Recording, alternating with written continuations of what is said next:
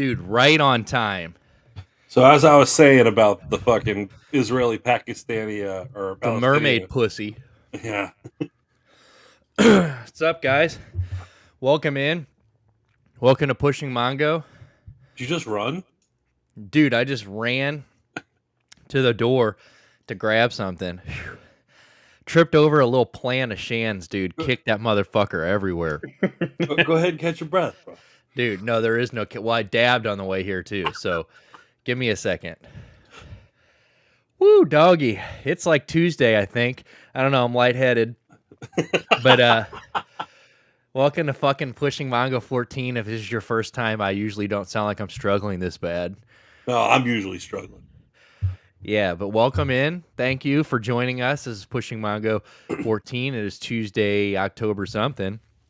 What is today? 10th. It's the 10th, baby. 10-10. Yeah. The 10th. The 10th. 10-10-220. And I just kicked my girlfriend's plant all the way across the kitchen. And it was a good one that she's like, fuck, dude, she's going to be so upset, and I feel so bad. But like, what the fuck am I supposed to do? So I just like tried to scoop shit back into it real quick and pack it, and I just fucking came booking it. I came around the corner at 5 seconds left of the intro. Nice. Dude. But made it. You know it. You know it.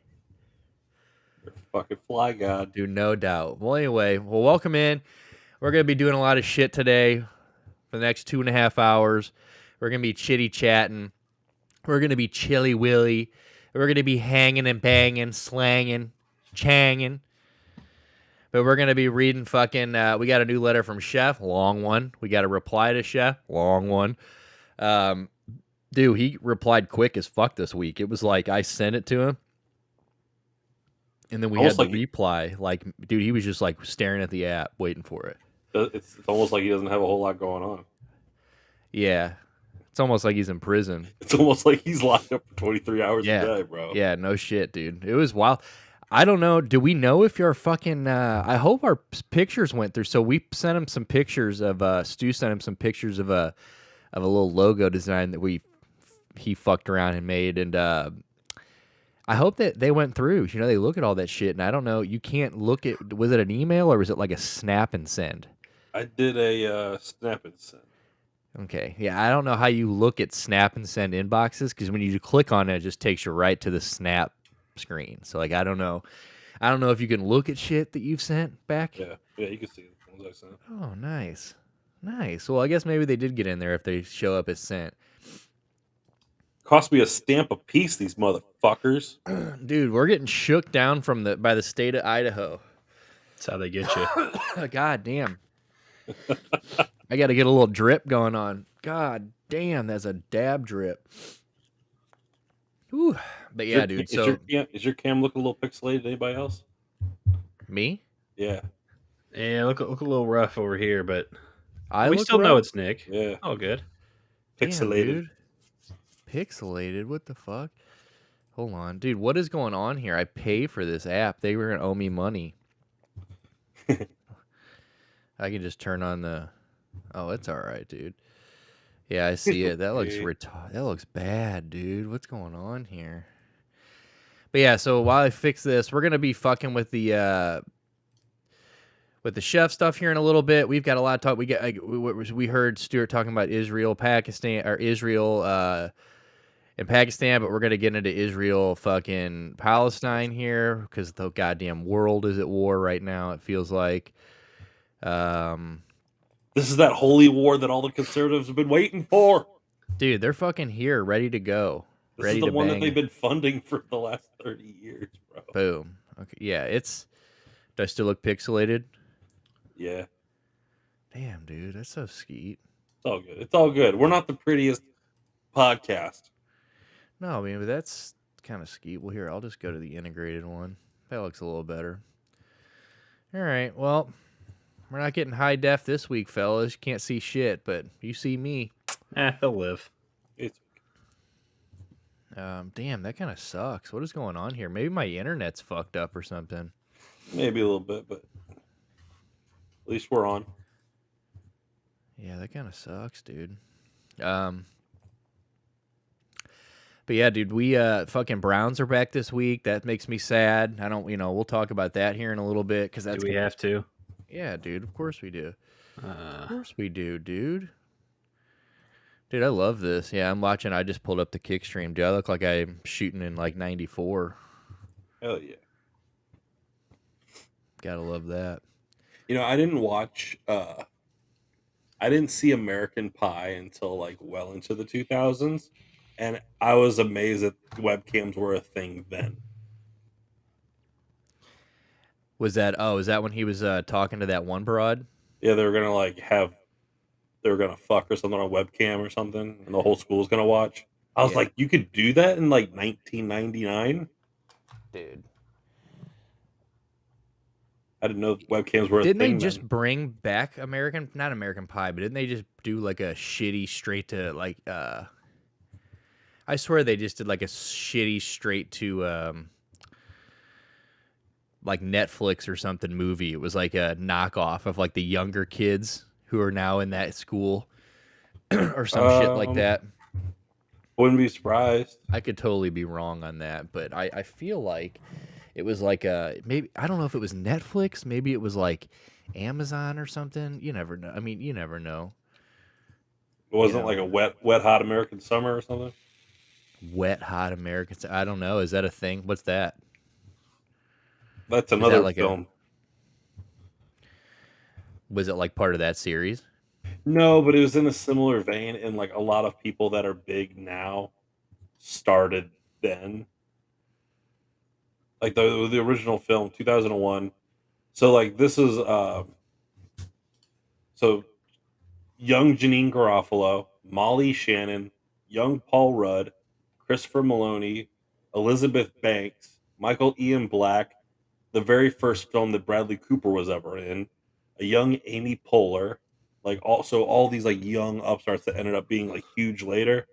It was like their teen satirical comedy. Yeah, I don't know. I've never seen it. Damn. Because I know Netflix did a prequel series for that, wow. that I didn't watch. That I did not watch. Yeah, no, I haven't watched it. No, I haven't watched anything even like, oh, there we go. Look at me looking all right now, dude. Fucking right, dude. Couple clicks. Yeah, I don't know. I didn't even watch the last couple American Pie. What was the last American Pie?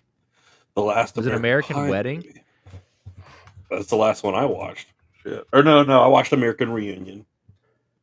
Oh no, I did see American Reunion. I did. So watch you had that.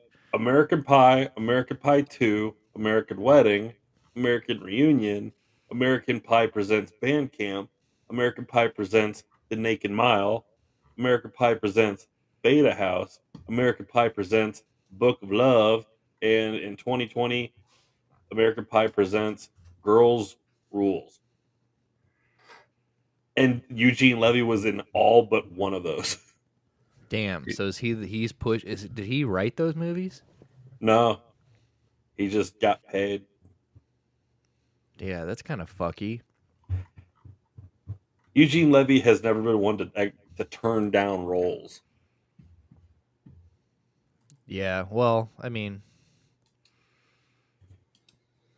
Schitt's Creek. That was good. That was awesome. Obviously, was he? Just What is he? rule. But that was his kid that wrote that, right? He wrote some of it. Dan Levy.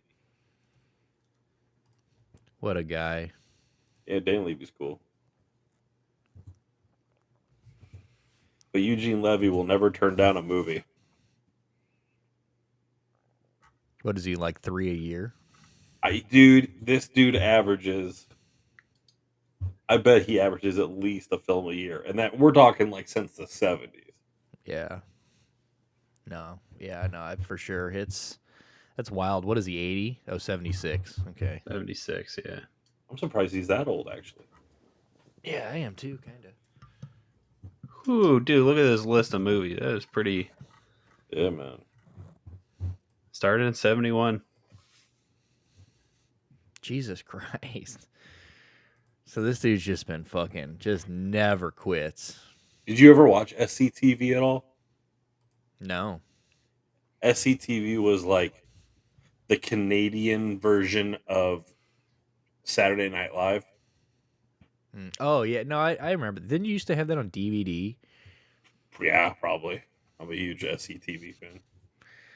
But it was like Eugene Levy, Catherine O'Hara from Schitt's Creek, John Candy, Rick Moranis, uh, just a bunch of Canadian, Dave Thomas, Joe Flaherty, like a lot of big uh, Canadian comedy talent. Yeah, no, I can't say I have. I mean, I know what it is now that you've explained it. Yeah. Well, they need to quit making those. I don't even know how we get on this, but we can move off of it. Another interesting fact that I learned today for people who are watching, if there's anybody watching, I found out that Stuart's got a fucking mermaid kink, dude. Turns out he listens to thinks about mermaid pussy daily. That's what he told me. Which is an interesting fact I thought about Stuart. Dude, I look rough. I don't know. This is actually like irking my asshole's starting to sweat. Clearly. But just think about mermaids, bro. That's what I do. yeah. But yeah, dude, mermaids. That fucking we were talking about the goddamn new Luther Burden chips, the red hot ranch. Them motherfuckers are so good. So good. If you get a chance to eat those, the ranch, fucking the Jamar Chase chips that I thought were Jamar Chase chips. Jamar Chase chips. Yeah, dude. I was like, I truly thought they were Jamar Chase chips. That's so fucking ridiculous. But we learn, we live and we learn. They look the same, kinda. Nick said black braids, chips, Jamar Chase. Hopefully Jamar Chase has a chip, because if not, damn. But yeah, dude, fucking dude, I don't even know what I say today that you're fucking I was like it's like if she used your jawline as a fucking seesaw. Oh my goodness, bro, these chips are so fun. I wish I'd have brought a bag in here. I'd have pimped them out. I bought like every bag that Schnucks had. They fucked up putting them in Schnucks right when I walked in. But they're good, dude. Seriously, Luther Burden, I didn't even know that he was a Mizzou player until 3 weeks ago. Kid's a stud. Really? He's from East St. Louis. Yeah, he's going to be on my fantasy team here soon, a year or two. I didn't know he was not eligible till 2 years. That's kind of shitty. Freshman. Oh, he's got 2 more? Yeah. Well, next year. Freshman. Oh, okay. So one more year after this year. Yeah, so not. We'll see, man. But so far, I mean, he's still in the Heisman running. Yeah, that'd be wild. When was the last time a receiver won the Heisman? Oh, man. Shit, man. Let me see. Heisman receivers.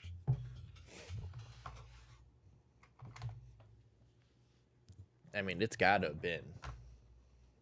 It had to have been a while. Oh, did Devontae Smith? Devonta Smith won Heisman? Really? Hold on. Here, let me do by position. Oh, no, he was the AP College Football Player of the Year. I'm sorry. Dude, I would love to know if there's ever been one. Oh, surely. Oh, no, he did. Well, I mean. Yeah, Devontae Smith. Yeah. Damn, dude. Check it out. Before him, let me see. Eric Crouch, but he was a quarterback and receiver from Nebraska. Yeah, nice, dude. My boy Devontae Smith, I got his Eagles jersey. Desmond Howard. Tim Desmond Brown Howard for the Raiders. Oh, wow. And let me find one more. Surely there's one more. It's like he beat out Trevor Lawrence, Mac Jones, Kyle Trask. What a stud. And Najee Harris. Mac Jones. Fucking what a bum. Oops. We're not going to spend a whole bunch of time on football, but fucking, so I'm not even going to get into that, but what a bum. They need to move on. He's ass cheeks. Dude, I think the Patriots just need to strip it all down, honestly. Like, I don't even think you can keep Bill anymore. You need a change so badly, it's ridiculous. Yeah, it's pretty titties. Pretty bad, dude. Oh, well. We'll get into it later because we'll talk a little sports and we'll talk about the Browns. I mean, because the Browns have got their own fucking issues that we're Remember who the dealing with only today. defensive player to win the Heisman is? No. As Charles Myles Woodson. Garrett. No. There I go. I look a little better on that. No, Charles Woodson. Fuck. Talking about who. He's in the Hall of Fame now, right? He got the jacket a couple years ago. I Surely. think so. Surely. You can't have the Hall of Fame without him. And I think he's been retired long enough now. He retired in 2015. Oh, yeah. Pro Football Hall of Fame in 2021. Yeah. Well, hot damn, dude. Hot diggity. Dude, just That look guy at was his, so good for so long. Look at his list of career highlights. Wait, how many Pro Bowls? 9-time Pro Bowl, 4-time first team All Pro. God damn. I have to scroll. Look at that. NFL interceptions leader, and he had already been in the NFL for like 13 years. That's fucking crazy. Yeah, how good he was for so long. Damn, dude. Now look at the Raiders. Well, they beat the dumpster fire Packers. Barely. Do we applaud that? Oh, they're butt cheek, dude. Josh McDaniels is the worst head coach in football. Yeah. What's that dude in Pittsburgh though who really showed his ass this week? Matt Canada. Oh, yeah. Holy shit! Did you see? What's the kicker for the? Chris Boswell. Yeah. Did you see him? Yeah, when he was walking into the locker room and he's like, "We didn't win because of you." Yeah, he's like, yeah, Matt was cheering or something, and Chris from like I don't know, was it 7 or 8 feet away? Was like, "Well, it wasn't because of you." Yeah. Like, yeah, damn, dude. Strong words from a kicker, right? Well, calm down, yeah, Chris. he's been there. Well, he's probably the longest tenured fucking guy there. Honestly, Boswell. I would almost bet that he's one of. Besides Tomlin, right? I'm talking about, yeah, but I mean, like player wise, who's been there longer? Oh, there's no way, no way. Yeah, I can't think of anybody else. He's been there for a hot minute, right? Yeah, dude, he's probably got more pull in that locker room than just about anybody. I mean, who else? Kenny Pickett, he's ass. I mean, he beat us. He beat the fucking Ravens, but whatever. That's what I'm saying, dude. We get out there this week. Look, like I said, God, I'm gonna go on this football rant. And it's let it out. Quit pitching. Yeah, since 2015, Chris Boswell's been a kicker for the fucking Steelers. So was it 8 years? Yeah. Well, I mean, so maybe they what's that defensive tackle? Cameron Hayward, maybe. Oh, Cam has been there a while. 2011. Yeah. Okay, so aside from Cameron Hayward, probably.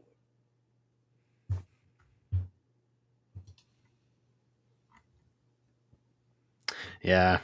Yeah, bro. Let me run into the fucking Cam Hayward in the street. I'll drop that motherfucker. But yeah, go Browns. Dude. Yeah, little PJ. Dude, we need to find out. Well, we need to get rid of Kevin Stefanski. We need somebody who's going to tell us what's going on here. I don't like it. Just sit Watson one more week, please. I don't want to see Deshaun Watson with a less than 100% shoulder going against the Niners defense with our shitty offensive line. Yeah, I think Jedrick might get him killed. And I also don't think that firing Kevin is the answer. I'm not saying that he has been fantastic. Yeah, but you've been saying that for like 2 years. I know. I'm over he's been average for 2 years. I mean, since the Coach of the Year award. Yeah, we need better than mediocre. Average. I mean, but okay, what available coach do we want if we're not going to get or if we're not going to keep Kevin? Who would be available? That's kind of my point. Bro, give me anybody in the fucking world. There's got to be somebody that's there, dude. Bro, I'm telling you, give the Van Pelt, give the offensive coordinator, give Van Pelt the guy that they don't let play call, who's probably a better play caller than Kevin Stefanski. Give him the goddamn keys. Like, why not? I mean, like, dude, Kevin Stefanski, I just posted it the other day. No one said anything to it, but I did just post. Everybody that's coached under Stefanski, quarterback-wise, everybody gets worse the longer they're in his system. I just sent it on Twitter. The receivers, everything. Pull it up. They're just bad. Like, he is not a good. He just can't game plan. Like, he's not a good fucking coach. Play caller. Like, I just don't, and I don't think he gets guys rallied. I mean, he went out there and threw our I mean, look at this. Like, it's. Okay, and I know in the comment section. Yeah, there's a few reasons here. Like, there's definitely things that play into this, like, him getting Justin Jefferson and stuff like that. But look at the Jarvis. Like, it's like. It's just Diggs for sure. I mean, Stephon Diggs was literally like was calling to get out of Minnesota as fast as possible when he was there, doubt. Because he just cannot get.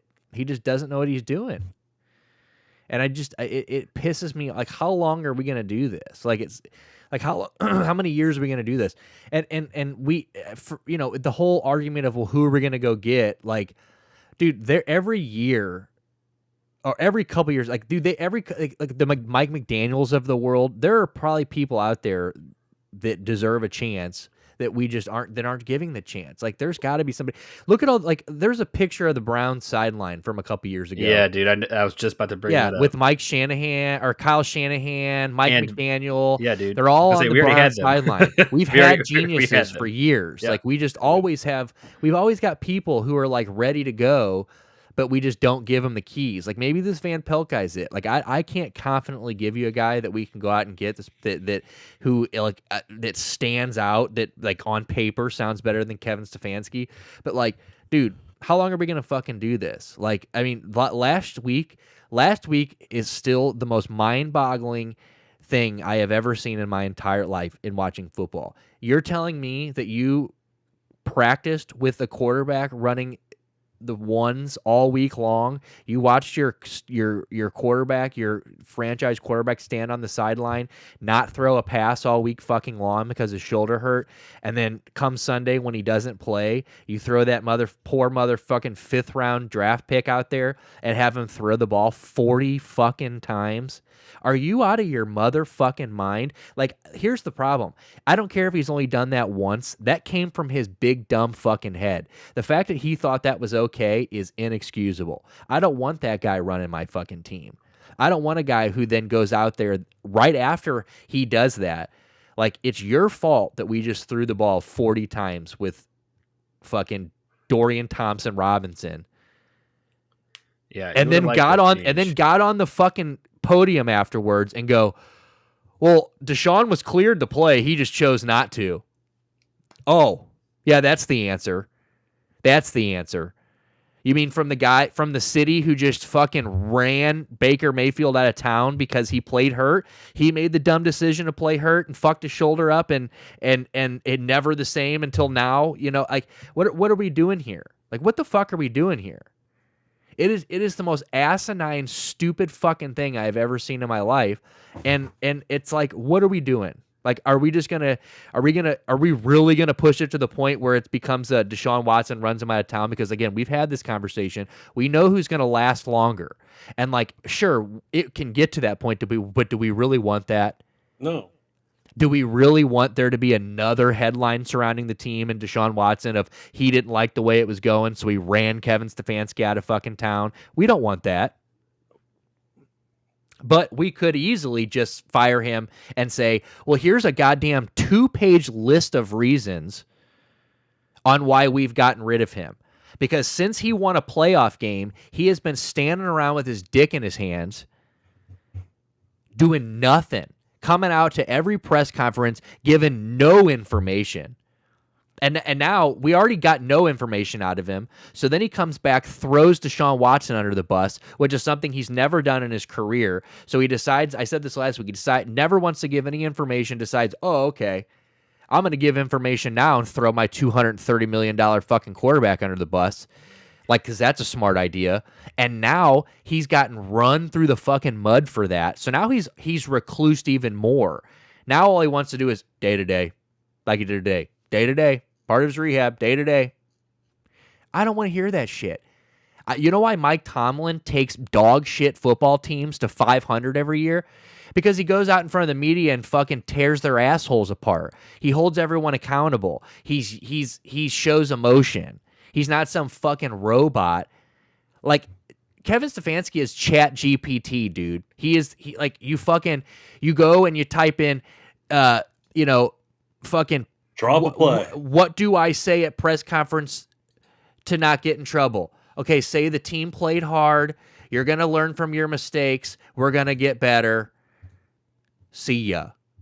Bye. Like, that is what we get. And it's fucking dumb, dude.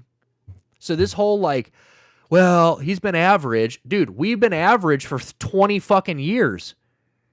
Average is actually the bar. Our ceiling. That's as high as we've ever been in 20 fucking years is average.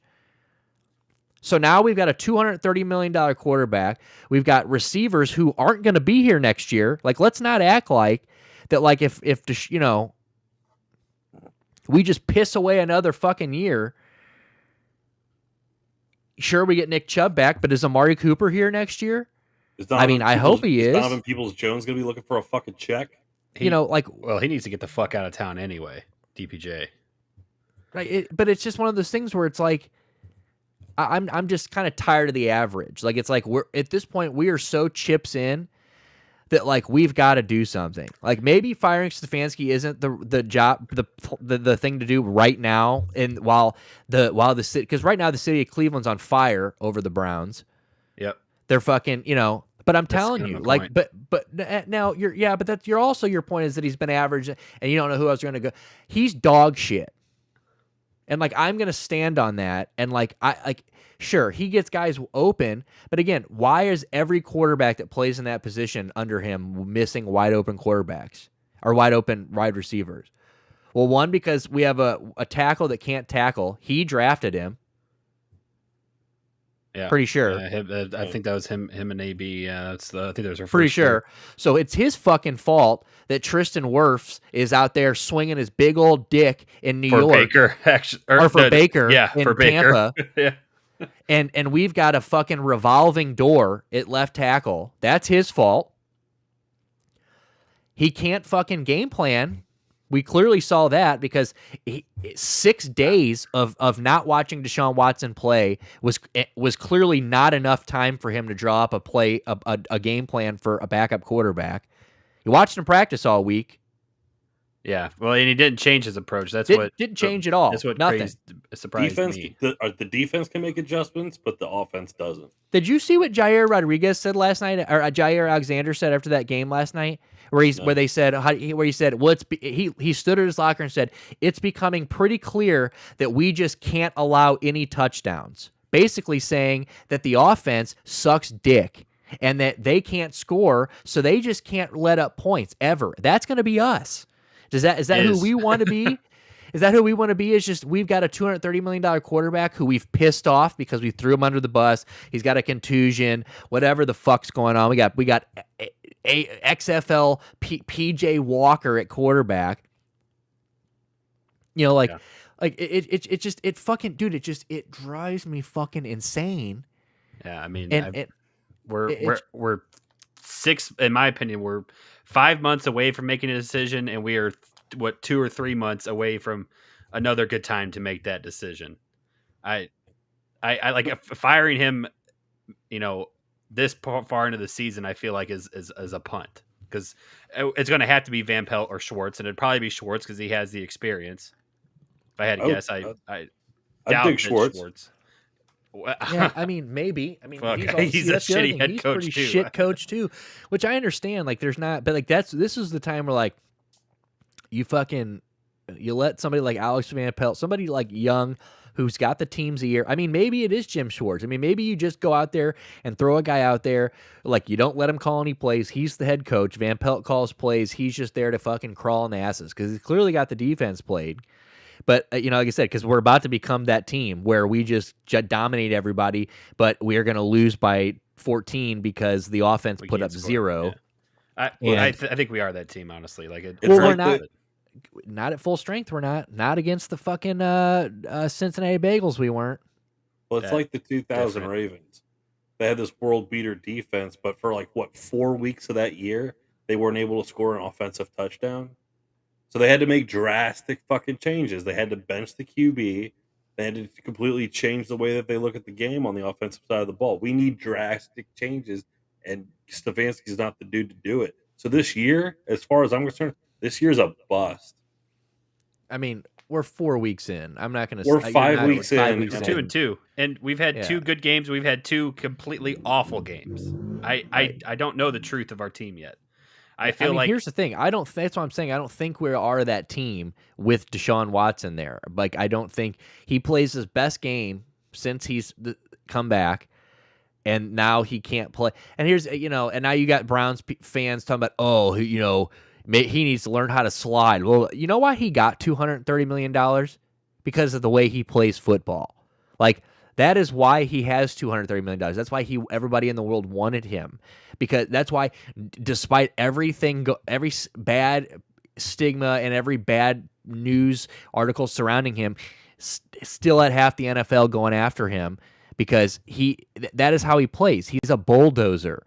And fucking, so now we got these people when he needs to change up the way he plays. Okay, like, dude, it's so wishy-washy and back and forth. But, like, I think when our offense is on, I mean, we did that without Nick Chubb. We slapped Cincinnati, in the mouth. No doubt. So, but sure. I mean, like I said, he's making good plays. But like, when you're doing these analytical plays, he's calling game. He's like, what was that fucking movie? Was it Along Came Polly where Ben Stiller like does the fucking like danger percentage on everything? Like where he's always like calculating how dangerous the situation is before he does it. Isn't that Ben Stiller in fucking Along Came Polly? He's like the super safe guy. He's got stomach problems. Jennifer Aniston's the crazy wild bitch that gives him anxiety because she does all that shit opposite as him. He is like that. Or like, again, he's a robot. Like he's going to approach every game the exact same. Sometimes it's going to work like it did against Cincinnati, but sometimes it's not. And when it's not working, he has zero ability to change up the game plan to then do what does work. That's the problem. Like it's average, like you said, but it's not good enough. Like I don't want a guy who just it's just copy and paste every week of what we're going to do. I mean, we're not the Baltimore, our defense can do that. Our defense is so good that they can just say, we're going to do this every fucking game and like, let them try to stop us. Our offense is not there yet. So I don't think we can afford to just be like, oh, we can just copy and paste the same game plan every fucking week, go out there and just run motherfuckers over. Like, that's not who we are. So when Kevin Stefanski's one game plan, there is no 1B, it's just one. When that doesn't work, he just keeps hammering away at the same fucking game plan over and over and over. And then when it's not working, he just stands there on the sideline. They always zoom in on him. He looks dumber than fuck. It looks like he knows it's not working, but he doesn't really know what's going on. Doesn't know what to do. And then and then we lose. So like, is that what we want? Like, is that what we want? Really? It's not. And like, we're going to go 500 at best doing that because we're now playing a football game that it's literally a coin flip if it works, because the moment it starts going downhill, it's just going to keep going downhill because we're not going to ever pick around and get our ass off the ground because our head coach is standing over there with not a fucking thought in the world. Yeah, that's dumb as fuck. I hear what you're saying. I don't know. We just have not had very good head coaching hires historically in the last 10 or 15 years. And I'm not saying that we hit it out of the park with Kevin, but a single, maybe a he's been good. I mean, yeah, he came in and did his thing, won a playoff game, did his thing. But I mean, think of Freddie Kitchens. Think of fucking Hugh Jackson. Think of fucking. That wasn't Andrew Barry though. No, but those are head coaches that we've hired in the past. Yeah, but I mean, I don't think we look again. I think we are. We also have never gone out and got a $230 million quarterback. We've also never had an offense like this. We've also never. I mean, there's a lot of things that we've never done here. Like we can't just keep thinking about like what's worked in the past. Nothing's worked in the past. That's the problem. So we need to fucking do. We need to get the rest of the team up with this. Like I said, we're chips in at this point. We're giving a guy $230 million guaranteed. We've got Nick Chubb. That sucks. He'll be back. We've got a team right now that like is in win now mode. How many years of that are we going to piss away with Andrew or Kevin Stefanski? And then we finally make the right decision, bring a new guy in. Half the fucking team's gone because we couldn't afford him because of the Deshaun deal. Deshaun's pissed in the last year of his contract at that point. It rubs me the wrong fucking way. And I don't like how much time we've wasted. And I think that like we need to give. I feel like we're stuck with him at this point. Like I guess so. I mean, because like, what do we, because that's the thing. If we were going to fire him, it should have been 3-4 months ago or at the end of last season. Because if you fire him now, like you just said, all of, the stud defensive players are probably going to walk. We're going to lose some receivers over the off season. I mean, we'll still have Deshaun, but man. Well, I'm going to tell you right now before we move on from this, and then we can maybe circle around and I guess, we'll talk football for real on those. If we do a sports stream this week, we'll get into some football and we do the betting. But if we end up going like 2-6, he's gone. Like I'm guaranteeing it. He's gone before week 10. If we have a losing record, I bet he is gone by week 10. Who wants to put? I put $20 on it. He's already sitting like 7. He's right now on the hot seat percentage in Vegas. He's like number 7 right now. Yeah. For most likely coach to get fired. And every time we lose, that is just going to keep going up.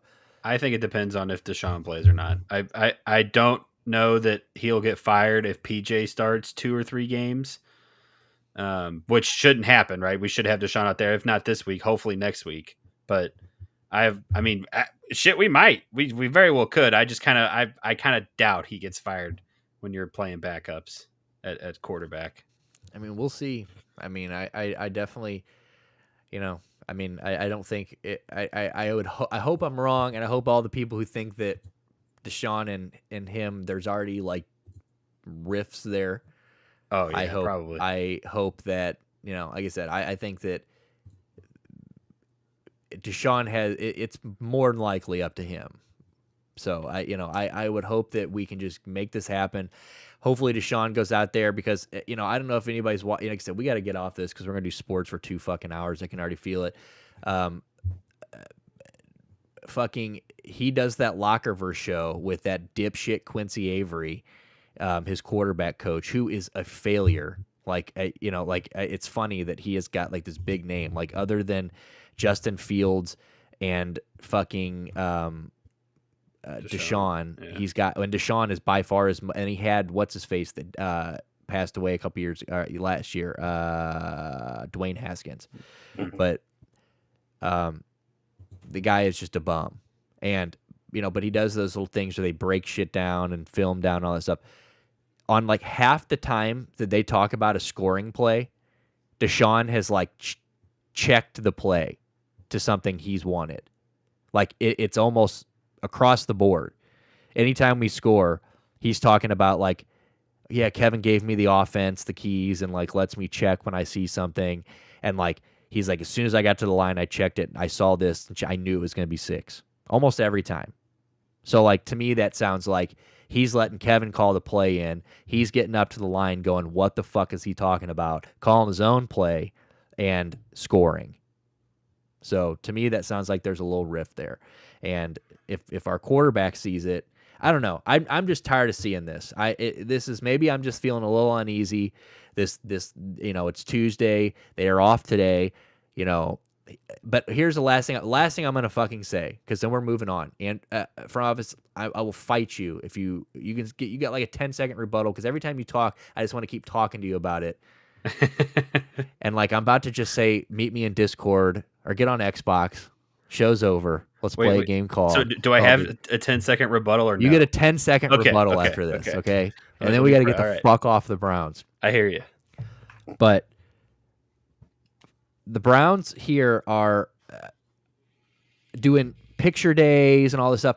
When Deshaun has been healthy and Deshaun has been playing and vibes are good, he is like reposting social media, hanging out with the guys. I mean, obviously he's rehabbing an injury, but like today was picture day. Obviously he's in the building. They're doing all that stuff. All the stuff they posted on social media today was the defense getting their pictures taken. No offense. Well, they did the best smile and they had everybody on the. Deshaun is in like none of this, and that kind of worries me. That he's not like part of the team, just hanging out. Like 3 weeks ago, he would be posting on Instagram stories like 4 times a day. Him hanging out with the team, even if it wasn't just him taking pictures, he's resharing all the Browns posts. And like that's just not happening in the last like 2 weeks since the game he didn't play. It is basically his social media presence has ceased to exist, and that worries me. Now it could be because he's rehabbing and he's just going to town. Very well could be nothing, but I don't. He's a young guy that's always been into that shit. I just think it's weird. Right. Dude, I will say, if there is a locker room divide, that is the one thing that you cannot overlook as a general manager.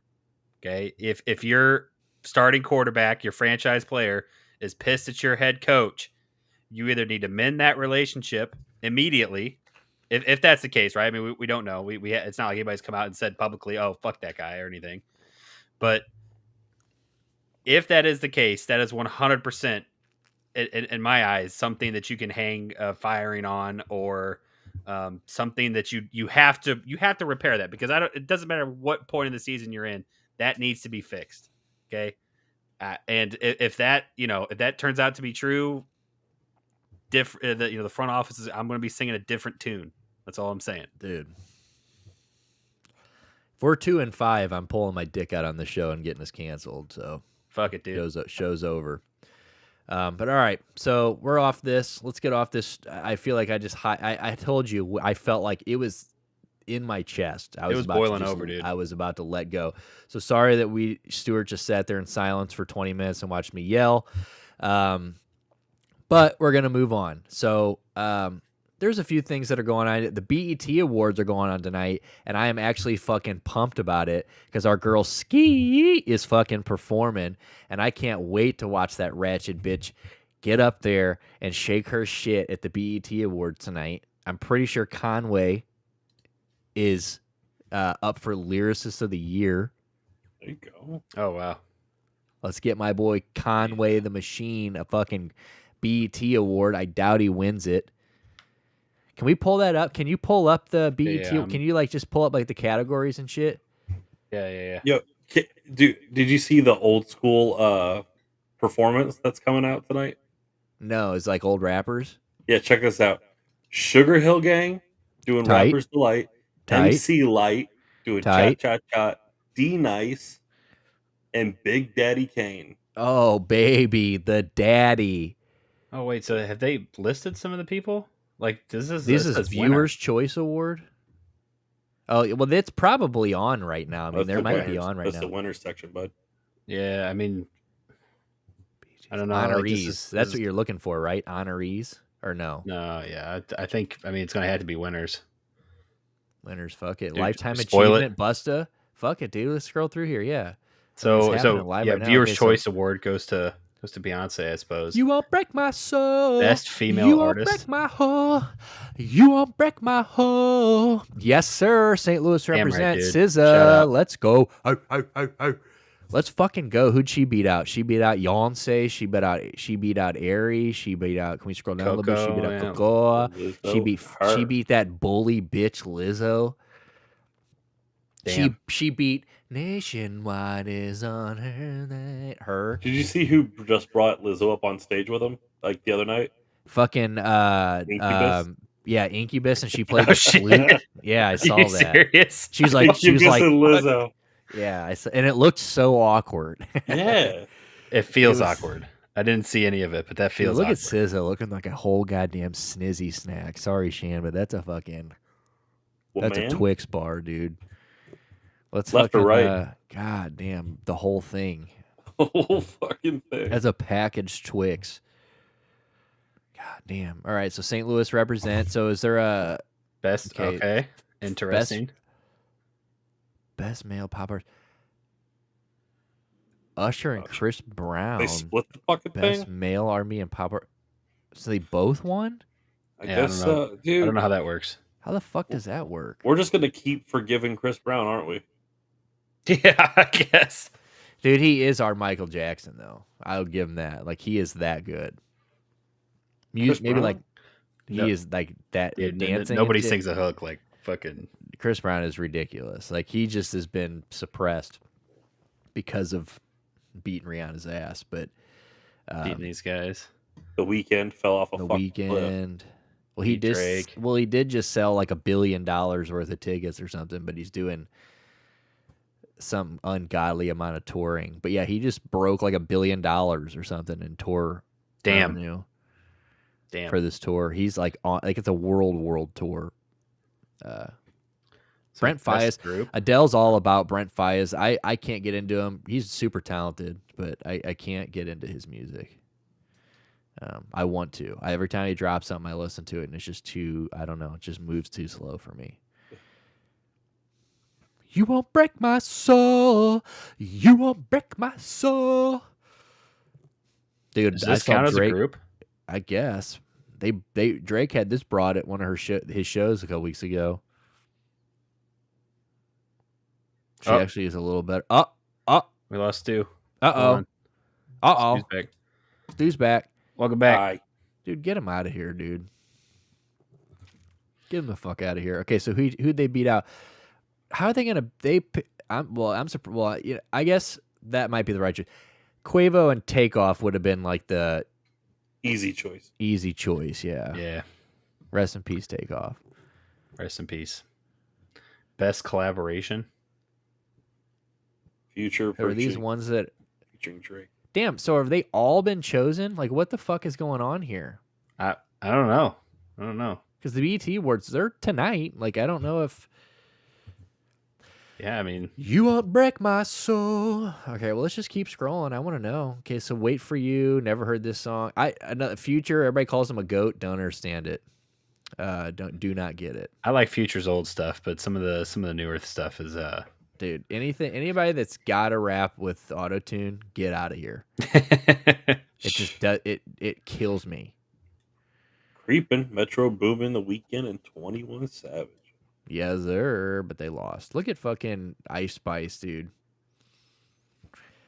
She goes, everybody called me a one-hit wonder, and like, now what? Two-hit wonder? The fuck? Two. Great video. Oh, best female hip-hop artist. Okay, it's got to be. I just see it's got to be Ice Spice. Look at that. Look at her hair. Lotto, nice. Okay, nice. Who'd she beat out? Cardi, Coi Leray, Glorilla, Megan Nicki Minaj that everybody forgot about. Yeah. Damn, dude. Best hip hop artist, obviously Kendrick. But Nicki Minaj, she's bitter. Yeah, she's been pissed off for a couple years. She can't get over it. So yeah, K-Dot's no surprise. Beat out. I can't be mad about Kendrick. Yeah. That album was whatever, but J. Cole, man, that would have been nice. J. Cole would have been cool. He's the only listenable thing on the new Drake album. The new Drake album's butt cheeks. I actually agree. That's the only song I did listen to it, and that was the only song, the one with J. Cole on it. That I was like, all right, this one's decent because J. Cole goes off. Yeah, I read the Pitchfork review of it, and it was brutal. It's so bad, and you can't even listen to the J. Cole song because there's a goddamn fucking like interlude in it where like this broad just starts talking for like a minute and a half, like 90 straight seconds in between their verses of just talking, and you're just like, what? Like, by the time J. Cole comes on, you're just like cool, but like I literally just sat around for an entire song's worth of some broad talking mid song. Like, it was such a mood killer. It's a bad album, dude. for all the dogs, dude. And then we can get into this after this. Dude, Joe Budden, all Joe Budden did was tell him to make music for people his own age, and it has enraged Drake. And he is like trying to make it out like he doesn't, bro, he can't stay off Instagram. Like he has been typing like stories about how Joe Budden's a failure. You know, he's a piece of trash. You know, everybody's forgotten about him. He failed at music, bro. Joe Budden, bringing him up. Joe Budden is 3 times the MC that Drake will ever be in his. He couldn't learn to rap as good and as well as Joe Budden. Like Joe Budden might be, you know, a one-hit wonder with Pump It Up, but like when it comes down to getting in the booth, he has murdered Drake. He's already dissed Drake like 5 years ago, and he murdered him. He buried him. Drake literally didn't even mention him after that because like what was he gonna do? Out rap Joe Budden? No, can't do it. Fuck out of here. I mean, like here's before we move on from this thing, the Drake thing, one of the most dumb fucking statistic and like ways to like rank artists is sales and popularity. Like who cares? Like sure, if you want to talk about like who's big dickin', like who's big ball in the industry, Drake is the man. But like, don't tell me he's like a better rapper than like J. Cole or Joe Budden or Kendrick or any of these guys. There's a long list of people that are better rappers than Drake. Let's be just honest. because he outsells them. Like I'm so tired of being like, oh well, look at him. He's got 4 billion fucking Spotify streams a month. Cool. Like that's great. But like that just means that like he's popular. Like, he's popular. Like I don't know. I always thought that was such a kind of a weird, kind of a weak way to fucking rank rappers. No, I'm with that. Video of the year, SZA. Yeah, dude. And that is a great video too. Love her, dude. God, I love her. Beat it. Did you see who? You'll be happy to know who won Sportsman of the Year, though. Sportsman of the Year? Yeah, the BET Awards. Once we get there, yeah, I assume it's on this list, dude. right? I have no idea. We're gonna find out, dude. If Jack Harlow wins a BET award, exit out immediately. By the way, look at Teyana Taylor. Look at her, dude. Out here winning Video Director of the Year, beating out ASAP. Did we already get to Lyricist of the Year? We haven't gotten to that, right? Okay, good. Best New Artist.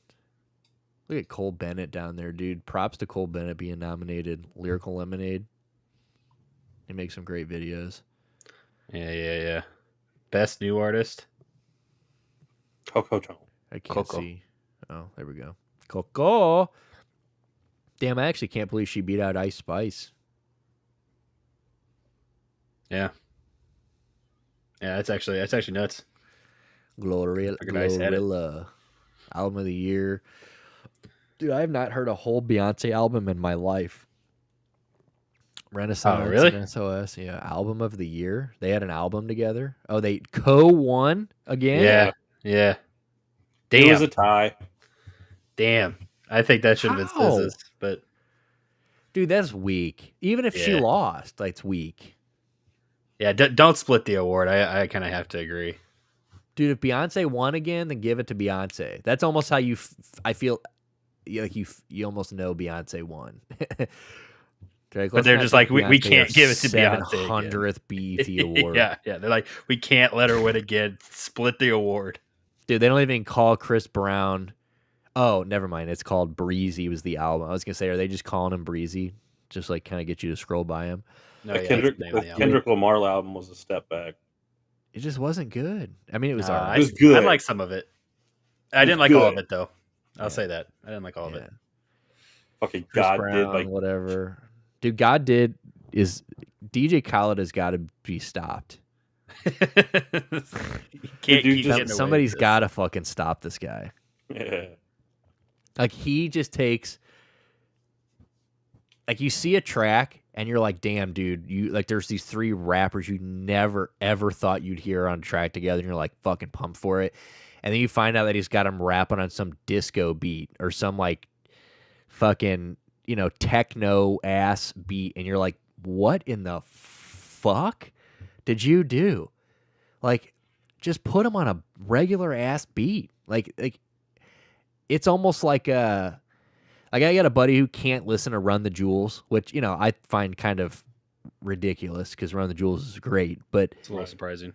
He's like, they're both rapping their asses off, but like their beat select, like some of their songs are just hard to listen to. And like, I listen to a lot of Run the Jewels, and I guess I can see that. I mean, I guess I can see them being like, all right, like, maybe like I like, because they are very future. Like LP, the guy who makes their beats, the white guy in the group, he is been around forever, and he's always been like a science-y kind of beat guy, like always. Mm-hmm. And he's not everybody's taste. So like I can see people being like, okay, like they're both obviously Killer Mike's a great rapper, obviously LP's great, but like this beat that they're on is just like it's they just do too some more experimental stuff. It's very experimental. Yeah, But yeah, like, I can see that. But DJ Khaled is experimental in the worst fucking ways. He's experimental, like as in like Wuhan lab experimental. Oh shit! Like, he did not. Oops, lab leak, COVID. You know what I'm saying? Like, we the best. We the best. Another one. Like that's DJ Khaled experimenting. And I'm sick of it. We got to stop it, because if there's anything that's spread further and longer than COVID, it's DJ Khaled. So get him out of here. All right, Dr. Bobby Jones, Best Gospel Inspirational Award. Who's got? Idea. Oh, Maverick City Music. Look at this. Look at Chet Hanks in the middle. Who's this white guy? It's White Boy Summer. That's got to be Chet Hanks. Chet Hayes. Chet Hayes. That's his rap name, dude. Chet Hayes. Is it, dude? Yeah. Hell yeah, dude. I didn't even know he rapped. We gotta get him on the show. You don't remember he did because he went to Northwestern. He did the Black and Yellow, but he did was it White and Purple? White and Purple, White and Purple, White and Purple. I did not know that, dude. What a fucking banger. So what doesn't Chet Hanks do? Chet Hayes. Fucking make his father proud. Yeah, for sure. He is definitely a letdown. Bro, PJ Morton, savage. I don't know if anybody's listened to any of PJ Morton shit. Great producer. I think PJ Morton's gonna summon Night Wonder. PJ Morton, who am I thinking of with PJ Morton? I think Rhapsody's done shit with PJ Morton. Nice. Okay, well, cool. So best movie. Yeah, this one's not a shocker. Yeah. Wow, still haven't even seen it. Me neither. Really? Yeah, I have not watched a Marvel movie since, I don't know, a while. Off. This one's like one of the only ones worth watching of this generation, I'd say. What did it really? I thought people were pretty lukewarm to it. I mean, in comparison to the rest of the stuff that Marvel's put out, this is good. Damn, it beat out Nope. Dude, it beat out the Will Smith. I'm sorry for slapping Chris Rock. Now watch me be a slave. Yeah, movie. Watch me be the slave movie. You want to get back into Hollywood, dude? Yeah, I'm gonna try to win the Oscar again and like beg forgiveness. So watch me get beat for an hour and a half. Watch me get the fuck beat out of me. Watch me make a slave movie that no one fucking asked for. Like we talked about this, I think, on Pushing or on Pop Culture. Quit making slave movies. We don't need them anymore. Like now, granted, I do want to see the Emmett Till movie. Yeah, I'm probably good, but I also heard a lot of people pissed off about that. Like, we don't need a movie about this. Like, which I can see. Like, we don't. If they do it like reliving it. If they do it like where it's like mostly of like the court shit, so it's like kind of like To Kill a Mockingbird, I would I would be into that. But if it's just like watch this like young black kid get brutally beaten to death.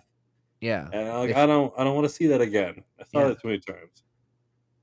I have enough white guilt. Over that shit. Everybody, yeah. Well, and black people are over slave movies. No one's more vocal about we don't need any more of this shit than them. Like it's like that whole culture, like it's what's that movie? What was the 12 Years a Slave or 20 Years a Slave? What is that movie 12 that Years a Slave. It's like every year they're showing it on TV. It's like, what the fuck are we doing? It's like it's like every year we get a new one. It's like The Help. we get The Help, which I saw and I got drugged to it back in the day to the theaters, and the whole time Green I'm like, Book. why are we here? Why are we here watching this? All right, but anyway, I'm also surprised that What's His Face wasn't here because it's on Netflix now. I need to watch it. The George Foreman movie. Have not watched it. I still need to see that. Oh, It's yeah. on Netflix now.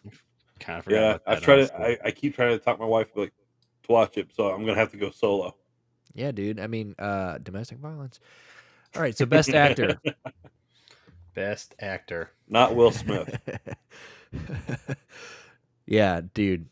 Damn. They didn't even nominate him. I'm sure. Who the fuck is this guy? He was in. Let me pull it up. Best actor. Damson Idris. He was in the crime drama Snowfall on FX. Oh, Snowfall. Okay. And he was also the co-lead show. in the science action film Outside the Wire. Huh. To the Wire. Yeah, dude, Snowfall's great. I only watched the first season. Adele's really into it, but it's a good show. Look at he beat out Lil Meech. Heard Lil Meech stinks. I remember there was like that thing where somebody said he smelled real bad. Donald Glover. And my boy Brian Overrated. Tyree Henry, dude. And Michael B. Jordan for Creed. Dude, Yeah. I can't believe they keep making Creed. Was any one of them after the first one good? I don't know. I didn't see him. Actually. What did you say? Me? Yeah. I don't know. Actually, I only saw. Oh, I thought you said yeah, actually, or no, actually, is why I didn't hear you. I do not know. Now they've got three of them. But I do like Michael B. Jordan. He's a hell of an actor. Yeah, No doubt. I think he's won this award in the past. To be honest with you, I bet he probably did for the I'm first really one. sad that these are all happening already. Like, I'm gonna go back and watch this later. I want to see all the performances. I want to see If You See Me and You. Ooh, and okay, Daniel Kaluuya. He's really good too. Ski.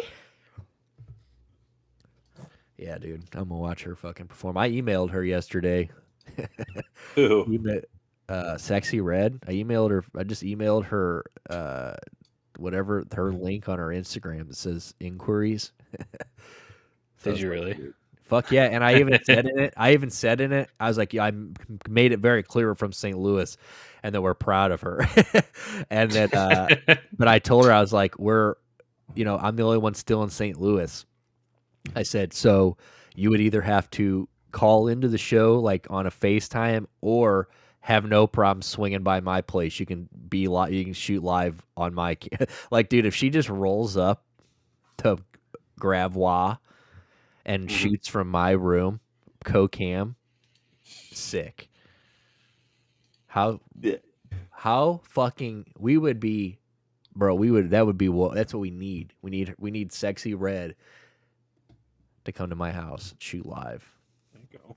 So we'll see if they email us back. All right, let's go to Best Actress. Oh, deserved any day of the week. Agreed. Yeah, Angela Bassett for what was she in?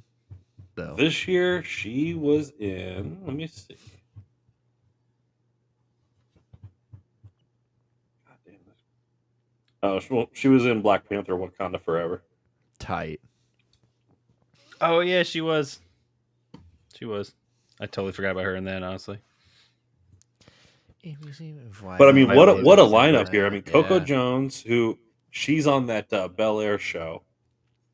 Janelle Monáe, who that's my bae. Damn, dude. Even Kiki putting her Palmer, titties out Viola everywhere didn't get Davis her a is beat. awesome. Dude, yeah, it's hard not to. I mean, the fact that she beat out Viola is pretty impressive. Not that Angela's any slouch. I don't know what a Young Star Award is. We're gonna find out here in It's just a second. the children. Who is it? Masai Martin. She's on Blackish, Ah, Cool. nice. which that show wrapped. I don't know. Sporting is here. It is. All right, let's go down. Sporting Woman of the Year. Yeah, let's Angel. go. Dude, yeah, Angel. Okay, Reese. nothing against Nice. Angel Reese, but she beat out Shikari, man. Well, dude, I think she's probably a little bigger than her now at this point. Yeah, but Shikari's comeback, dude. Come on. Yeah, Angel Reese just switching to LSU and winning a title. Ugh. I mean, look at she beat out though too. I mean, Naomi's a savage. Candace Parker, yeah. I mean, it's a Serena, great list. obviously. I'm giving Angel Reese, but Angel's a bad motherfucker, dude. The one leg sleeve. Shikari got a special place in my heart, girl. Yeah, dude. And she smokes her kneecaps off. Yeah. All right, sporting man of the year. Oh, Gotta be LeBron. She smokes weed. She smokes pussy. dude. There you go, Give it Jalen up, Hurts. dude. Give it And you up. know what? And if you scroll down, beat out, pretty good list. Aaron Yeah, dude, Judge. his Hulu commercials are like, "Has your name always been Hulu Live Sports?" He's like, "I guess so." Beat out Tank Davis, Aaron Judge, LeBron James. LeBron, Aaron Judge. And Steph. Look at Bubba Wallace, like he stood a chance. I mean, it's cute that they threw him in here, but At least he got nominated, right? I mean, I would have picked him over Tank Davis, but I mean, Aaron Judge had one hell of a season last year. yeah, dude, Jalen Hurts though, fuck yeah, let's go. All right, what we got next? If you see me and you want to say Her what's up, Award. ski, dude, you won't break my heart. They gave that to Bay because she didn't win the fucking album clean. We're sorry, Queen. We're sorry. You get her award. Dude, Actually, might be the Lizzo's not reason. going to win a single BET award. Good. Let's go down. Yeah, dude. Keep going. We can speed this up a little bit. We don't need to stare at these broads. Best international act. Who is Burna this? Boy. Burna Boy. No surprise. Yeah, we can just keep pushing, dude. KO. I can say interviewer. Who the fuck is Libyanka? Not sure. Not sure. She's from like That's Cameroon or something, isn't she? Bro, are you reading the word Cameroon right underneath her? Or Oh wait, was it? Oh, my. She's from Cameroon. Sick of you, dude. So they must be Not still have them going all. here. Yeah. Yeah. So I'm gonna be tuning in after this for sure. I'm gonna I I'm wonder gonna if I lie down in refresh. bed. And, Nobody Well, else came out. what- don't ruin him for me. Don't ruin him for me. Well, it's not a prize, but it's a lifetime achievement award. You want to know who gets that? Yeah. What were you gonna tell? Is that who you were telling me that I was saying? Let's wait. Well, there's two things: Okay, you tell me both. lifetime achievement award, Okay. Busta Rhymes, Let's go. Oh no, I did see that. Nice. He did. He hit honorees. I did see that. I said that. and he's doing a Nice. medley with like Remy Ma and shit later. Nice. I did see that. I did see that. But the thing I- that Yeah. I want to see most of all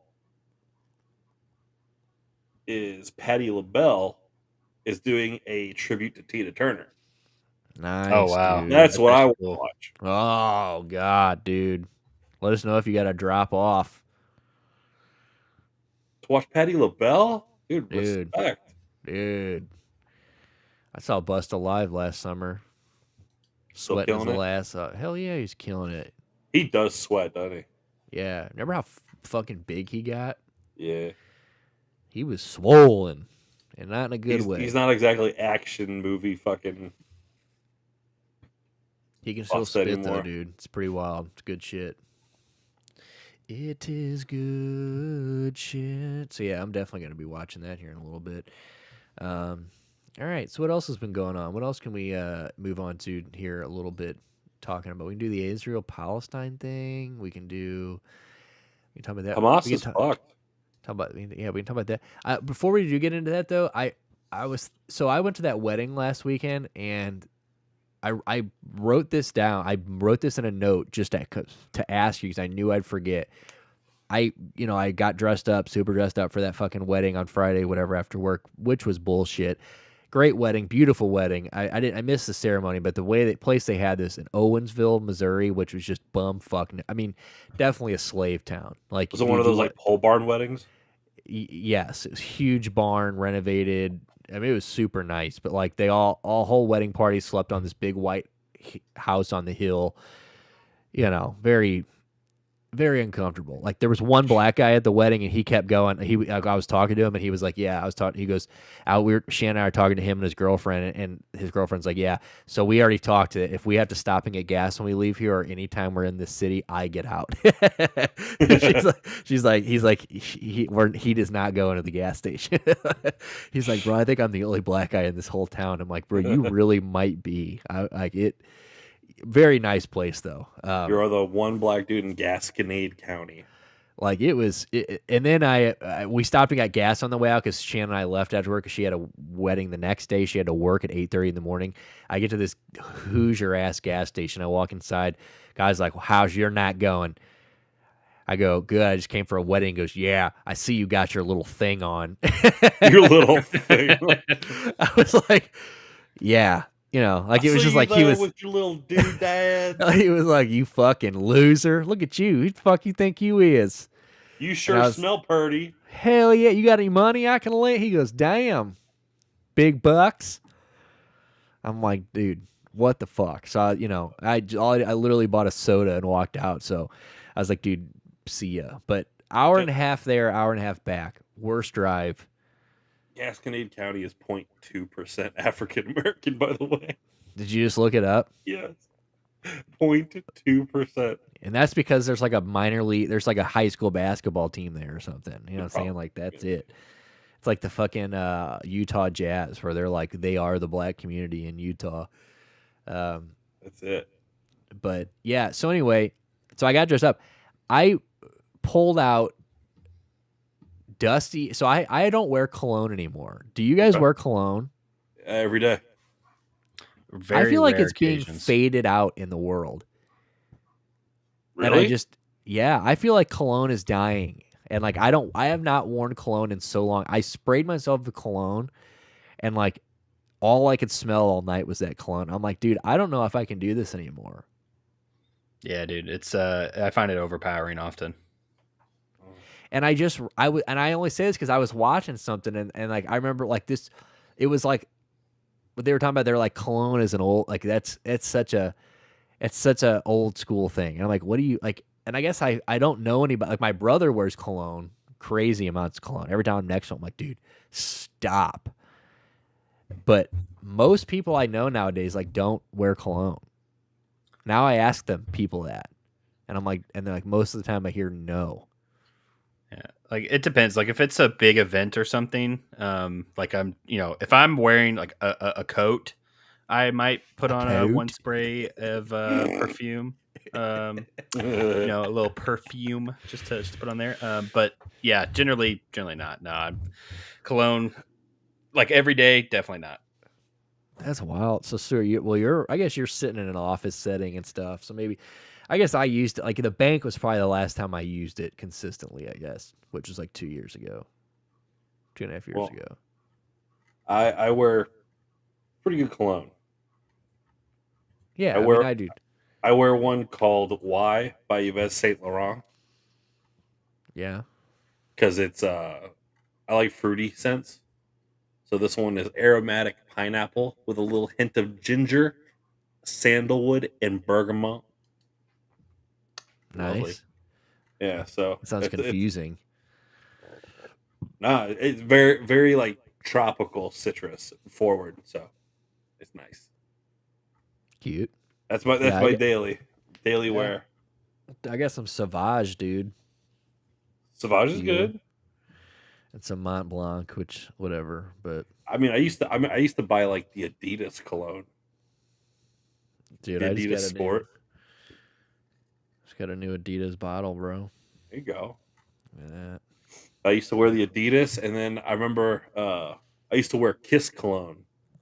Nice, dude. You probably got so much pussy. Nope.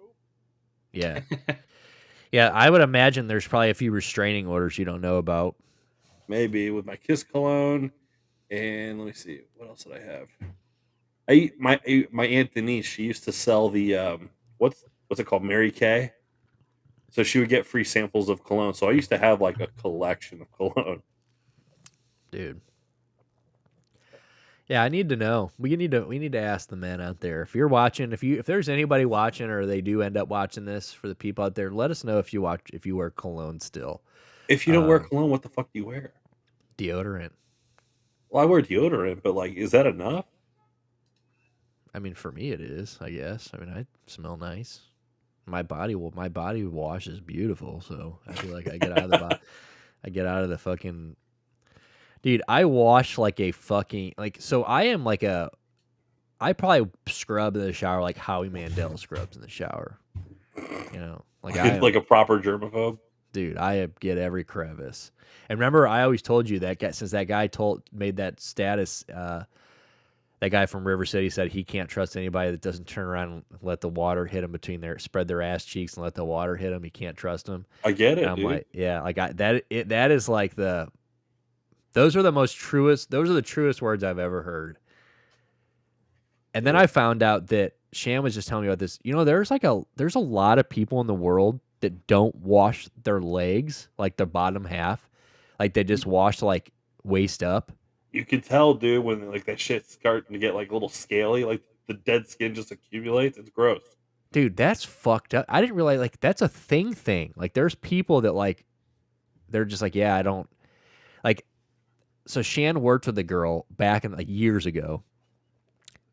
Her explanation was that after the water runoff, exactly, like a fucking mountain. Get out of here with that shit. If I was there, I'd have hit a woman that day. Listen, this fucking plate tectonic bitch. Oh, dude, just let the dirty water run down, and that'll clean the lower half. Well, guess what? No one's eating that pussy now, dude. You should have to wear nothing but Mormon skirts. You should just go be a fucking like. Or if you're a Amish. dude, I mean, just even go a be dude, like there's dudes, like, yeah, I mean, if you're a dude, like even worse. Like you've just got all this crevicey nutsack. I bet KD doesn't wash his ankles. I've seen his lower legs. Bro, KD, yeah, no way. KD, he can't reach. No See, way. I have a loofah on a stick. And that's how I wash my legs. Dude, the shower in the new place is got like it's got the, I think it's like the one that you kind of got, where you can untach it and stuff. And if I want to, I could hold it between my ass cheeks while I shower, while the outer ring hits me. I just stand there and clench. I sit there and I pull the trigger so it turns into like the cannon, like just the center blast. Hell yeah. And I hit the crack, dude. I run up and down, lift the sack. Let's yes, sir. Get underneath. Dude, you got it. As a big guy, you got to take a couple extra steps. Yeah, no, for sure. And then you get out of the shower and you powder them nuts. Yeah. I got this powder. I used to be an anti-monkey butt man. Then I was a gold bond man. Right now, new powder on the streets. New powder on the block. It's called shower to shower. Shower to shower. So that's what's keeping your nuts fresh right now. Damn, I think we just lost him. Dude, he started talking about his nuts. Are we all here? Damn. Yeah. We're here. Okay. As long as I'm still here. Hey, well, Stuart got talking about his nutsack and he got kicked off the show. I said his internet gave up. Yeah. So yeah, you gotta powder them nuts, keep that shit dry, moisture down, so you're feeling fresh. Front office, you powder your nuts? Plead the fifth. Plead the fifth. So what he does. Is this? Oh my goodness. Yeah, I don't powder my nuts, but dude, I definitely I rinse like a motherfucker. I have a there's one thing that I have done that I have taken from your sister from years ago, your younger sister. There's one thing that I do that she put me on when we were like 12 years old. I brush my teeth. No, I brush my teeth in the shower. Oh yeah, I do that too. Oh, I never did that. I never did that until Emily showed me that. We're like 13. Every morning, dude. And I'm like, that's amazing. I'm like, you just get it all done in one. It's amazing. Yeah, I have two brushes in the shower. My fucking like leg brush, bamboo handle leg brush, and I got my toothbrush. And then I have another toothbrush at the sink. for like a night. Yeah. But like, dude, a shower teeth brush is like, It's it's the best. Like, you don't have to worry. Like, you can just go to town. What the fuck? Fucking, you don't have to worry about swing splattering on the mirror. Yeah, who gives a fuck? You're You're not not worried about it spitting in the running down sink and your having to, like- chin. Who gives a fuck, dude? I'll put it on my face like fucking war paint, dude. Like, I don't give a fuck. I'll fucking brush my forehead, and it is what it is. But I have this, the shower head I have has got like 3 settings, and there's one where you crank it, and it's just a fucking. I mean, it's like get punched in the mouth, and I turn that thing on after I get done brushing, and I just fucking smile at it, and I just let it fucking, dude. It's like, bro, it's like a water pick, man. Yeah, no, I truly feel there. I don't know if I feel more American in a 24-hour span than when I brush my teeth. It's a nasty thing. You know what I'm saying? Like, you're in there washing your dirty ass, and you're just fucking, it just, you feel American. You're over, you spit that shit. You spit yesterday's bullshit out down the drain. I'm like half of a piece. I'm like 5% less of a piece of trash now. You're spitting dinner and yesterday's pussy down the dude. I just let my shower take it. Just takes me. But yeah, it's something I never had at the other place. I mean, I've always brushed my teeth in the shower, but having this fucking water cannon is nice for sure. Life has increased. Quality of life has increased. For sure. But all right, yeah, we can move on. But a cologne, I don't know. As I sprayed that all night, I just kept thinking like, damn, this is over. This is a little much. I don't know if I like it. It's been too long. So, all right. It's like that first time you walk into a place where someone smokes cigarettes and you're like, damn, that's what I used to smell like. Yeah, I can smell cigarettes from a mile away, dude. It kills me. I was at my sister's softball game a couple weeks ago. Rain delay. As soon as I get there, my mom's like, so my mom shows up early because she fires up at Edgefield, bro. But she always gets like the best parking spot, so like you can sit in the car and like watch if she needs to.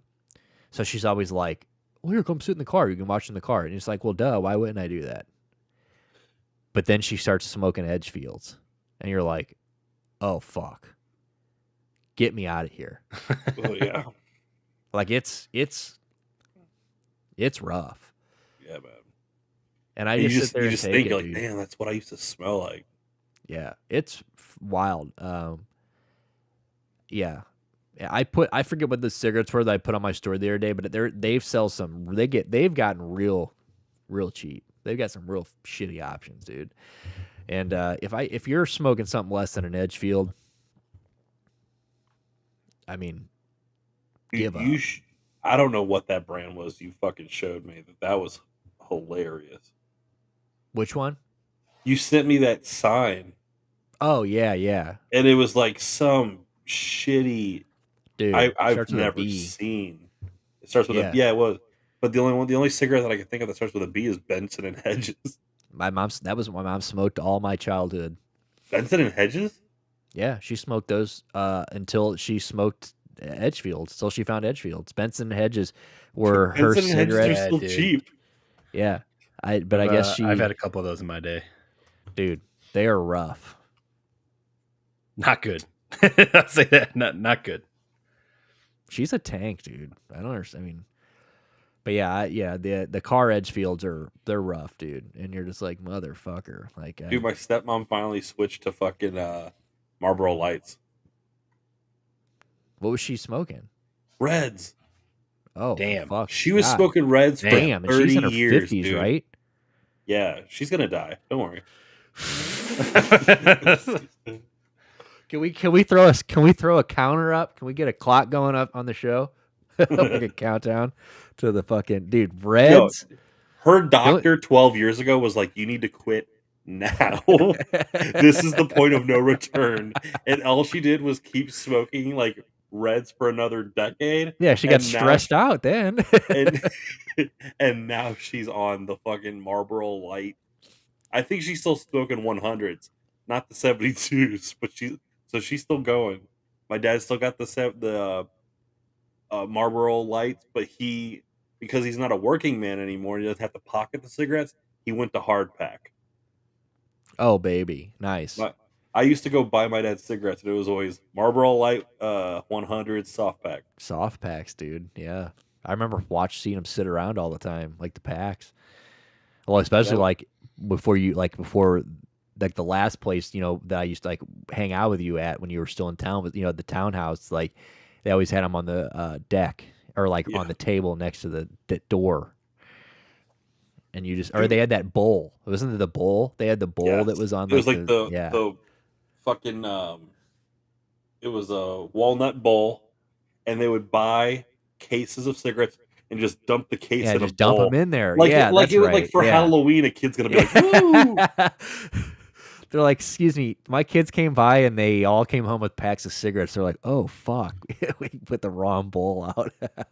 Dude, that cigarette that starts with a B, was it Basic?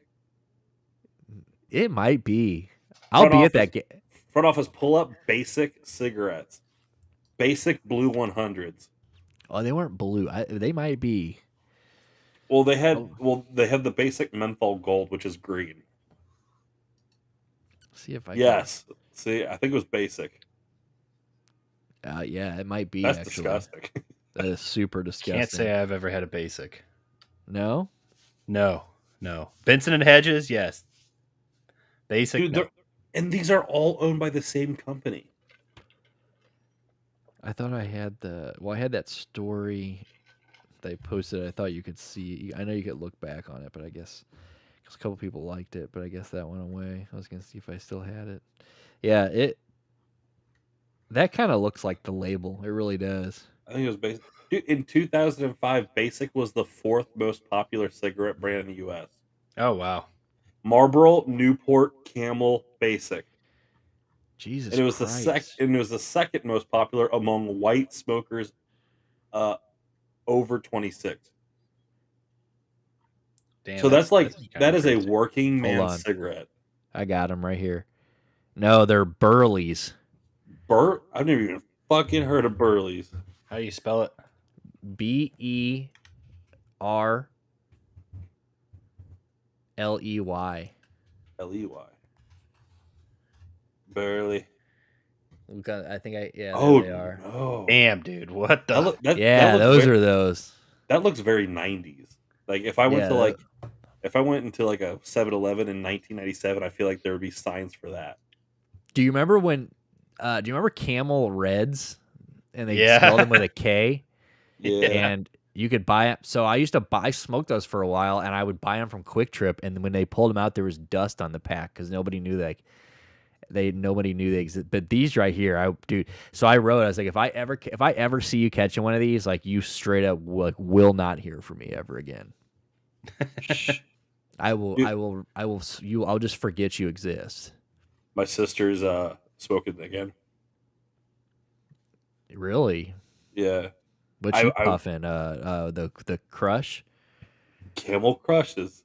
I remember that was what she smoked back in the day. Yeah. She's back on the Camel Crushes. Damn, dude.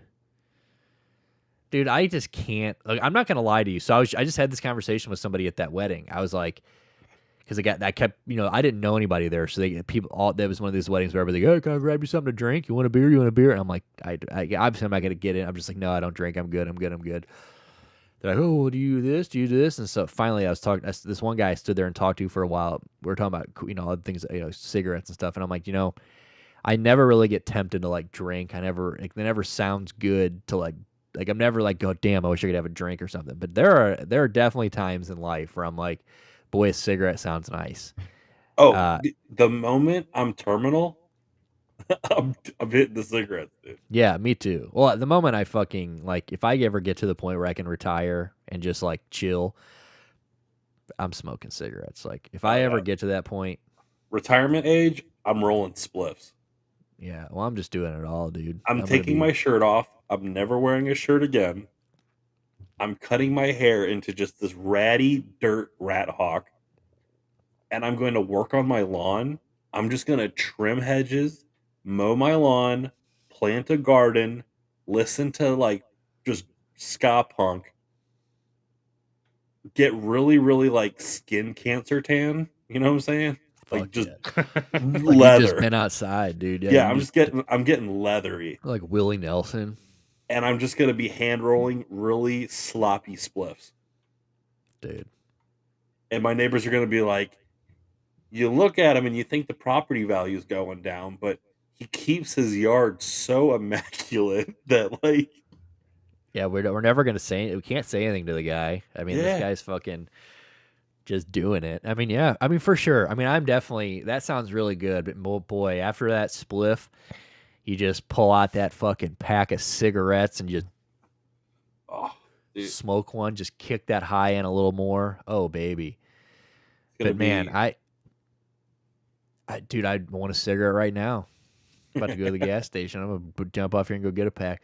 But for real, like those, there are times where I'm just like, damn, a cigarette would be nice. But I can't imagine smoking like a Camel Red or like something like, it would have to be a Marlboro Light or something like, because that's what I was smoking, Marlboro Light 72s when I quit.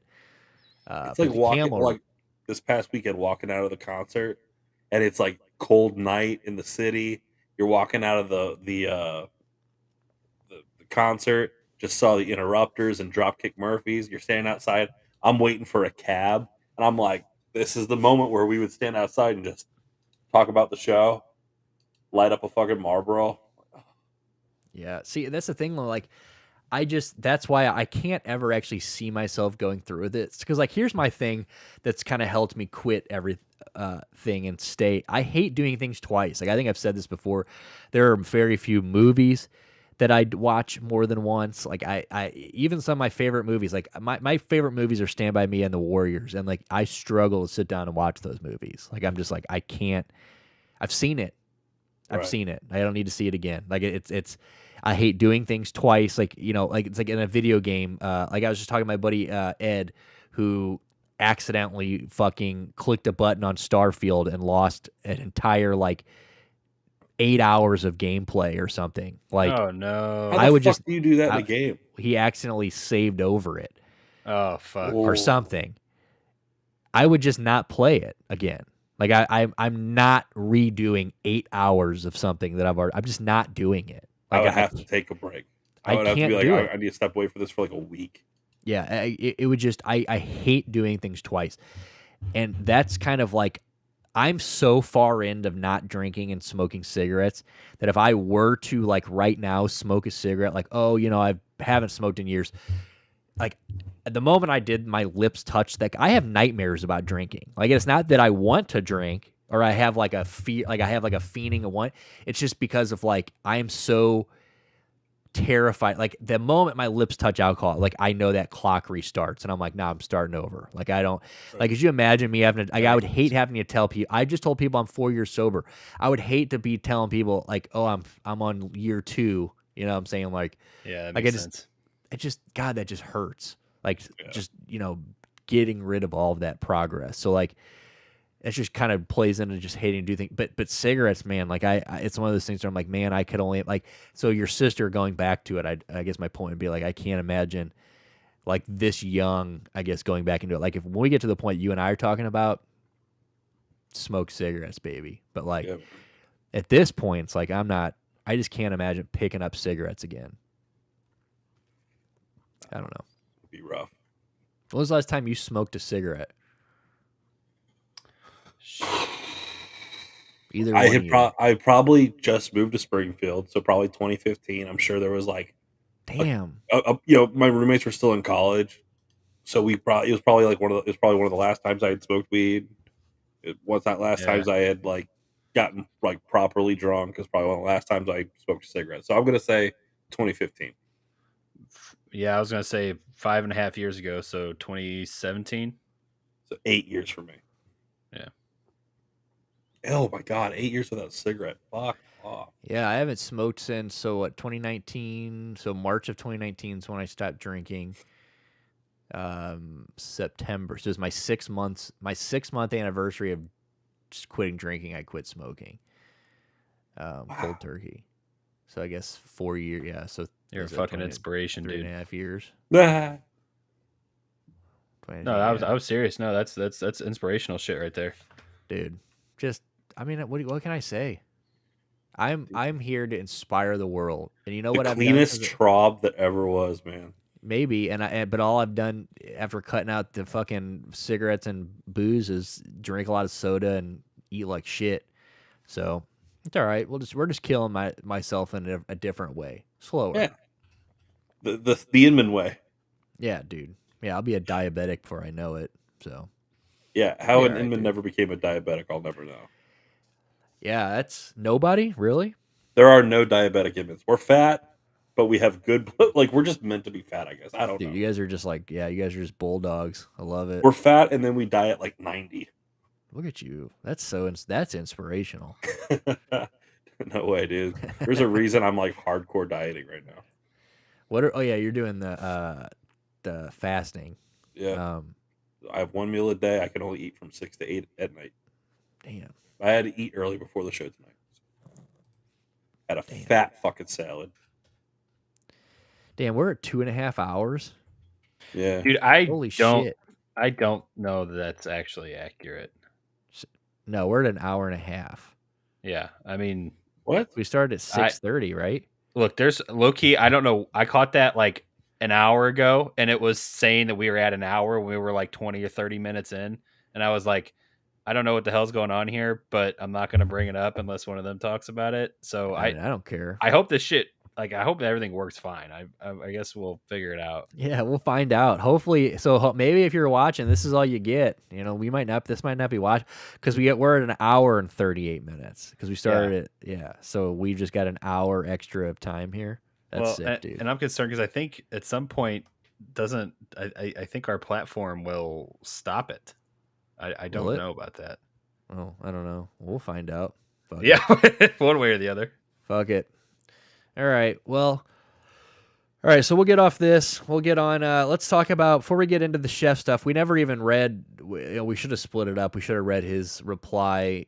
Well, I guess we would have read our letter and then his reply at the end. But I guess we'll read both of them and then we'll just reply, off the camera or whatever. But, so the Israel and Palestine thing has obviously been fucking, I mean, that's like everything. And then I guess that, old Sleepy Joe did something today that pissed everybody off. I guess he gave like a half-assed press conference or something. I'm not very. I didn't hear anything about people being upset by it. I thought I heard the contrary. So, all the Republicans are mad that he took no questions and he looked weak, is what I was reading. They say that every fucking day. Yeah, but they're saying that like the fact that he spoke for 11 minutes, refused to take any questions, and then waddled away. I mean, like I said, I don't give a fuck about what Joe Biden does anyway, but I didn't know that. I didn't even know that Americans were killed over there. So I guess that's why we're speaking on this. Well, there was a bunch of there's a bunch of people that were kidnapped, and it looks like there was a handful of Americans in that group of Israelis. By the way, it's free Palestine over here, just so we know, just so we're nice and clear. But continue. But they, so I mean, we don't know if they're dead or not. But I saw it said 11 Americans killed is what it said on the news when I was watching it, which is obviously terrible. And I think they said a lot more being held hostage. Whatever that festival was that was out there, apparently like thousands of them were getting shot at and shit, and like hundreds of them died at that festival. The thing about that festival, that music festival, is that was like a pro-peace festival. Yeah. Completely separated from this conflict, just innocent people wanting peace. And these Hamas motherfuckers went in there and just gunned everybody down. Yeah. So that's the thing. Like, no matter what side you are on this, like it's there's too many. It's just war. I mean, innocent people are dying. But this one, it's like they're just like. I mean, it's like they're almost being. I mean, I guess that's like most wars, but like, dude, they're just like right in the middle of it, and just like basically being used as like pawn pieces and like chess pieces. It's like they always are, man. Kidnapping like these, I mean, right? All those. You saw that girl who was like hanging out at that show, and then like hours later, all her friends are being like rushed through some field. It's like, it's wild. So, but yeah, the Hamas, Hamas doesn't make it any easier. But here's, I think a lot of people, it's, how do you feel about, all these sports teams and like, the whole, like we come to Israel's defense so quickly, like, is it, how do you feel about that? Like, do you feel like that's still, because fuck Israel right off the bat. I'm not going to say fuck Israel. I'm going to say fuck Netanyahu. He's a war criminal. He's a piece of shit. I sympathize with the people of Israel.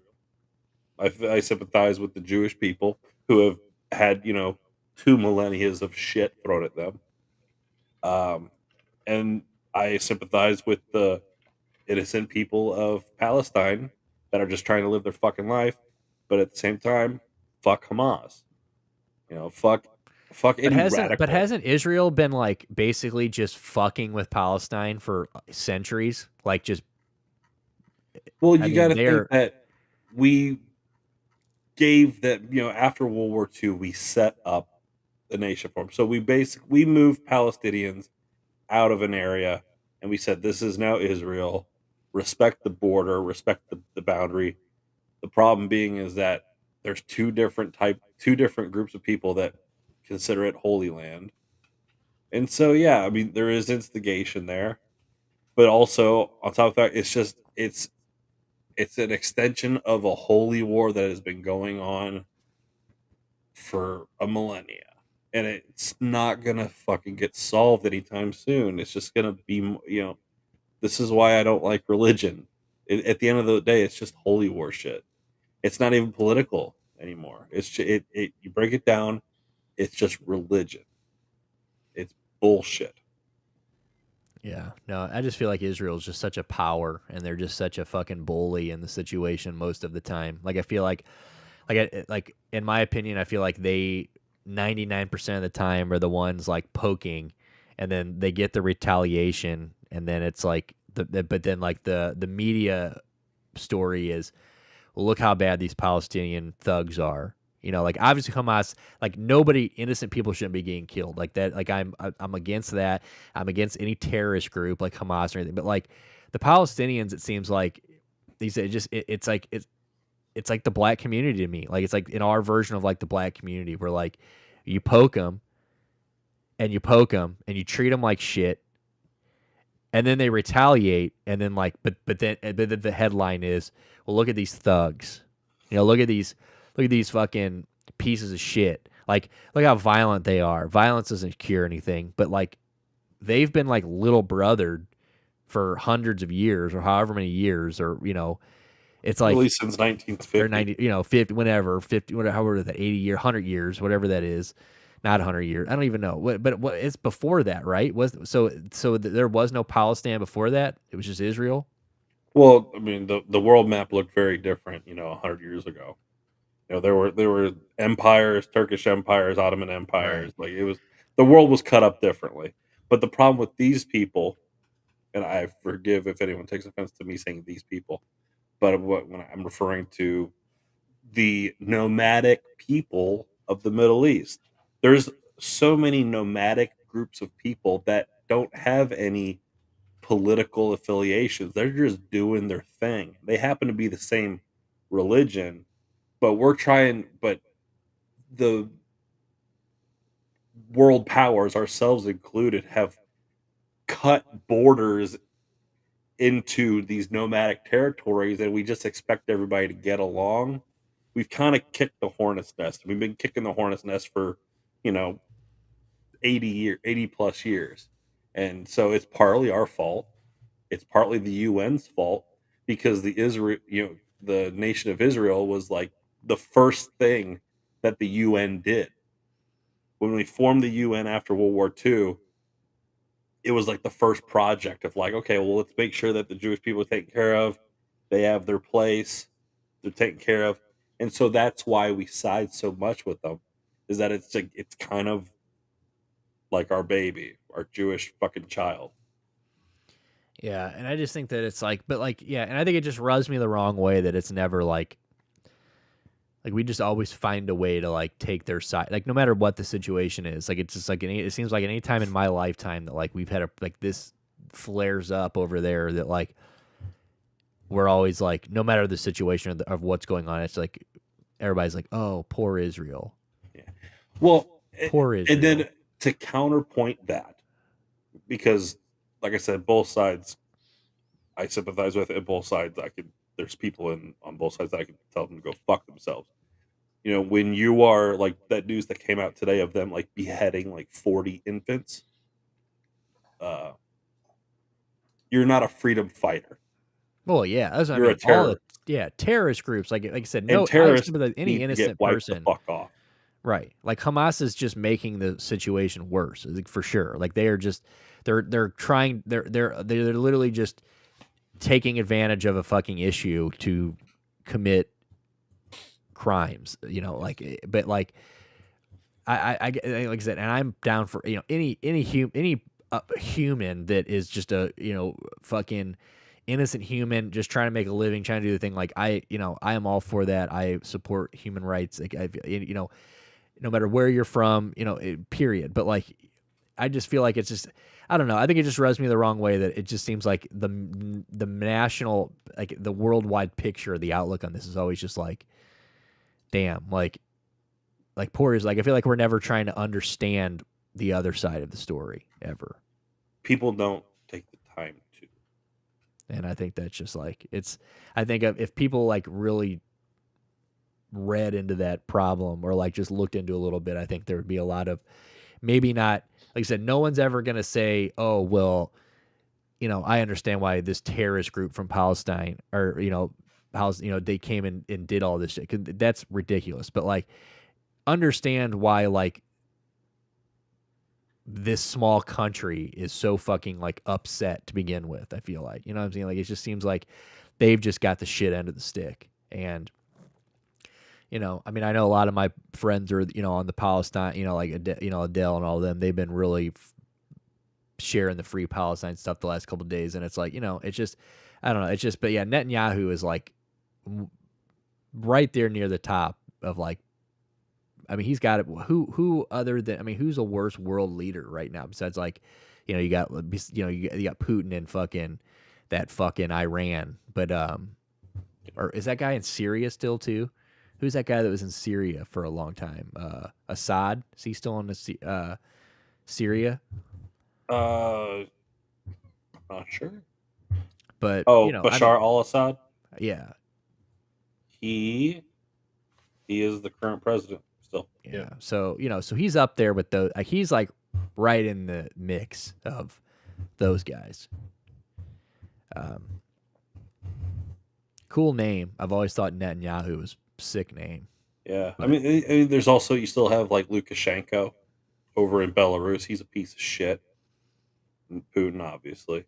I mean, there's a lot of them. I mean, dude, leaders as a whole. Like, who was it? Colin Quinn. He had that Long Story Short special where he talked about world history, and he's like, the thing about leaders is that you don't have to find a leader; they'll find you.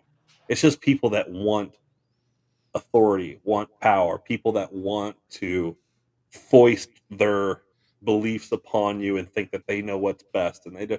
So there's a 50-50 shot at best that they're an asshole. Dude, I've always thought you've got to be one sick fuck to want to be like a president or like something like that. To aspire to that, like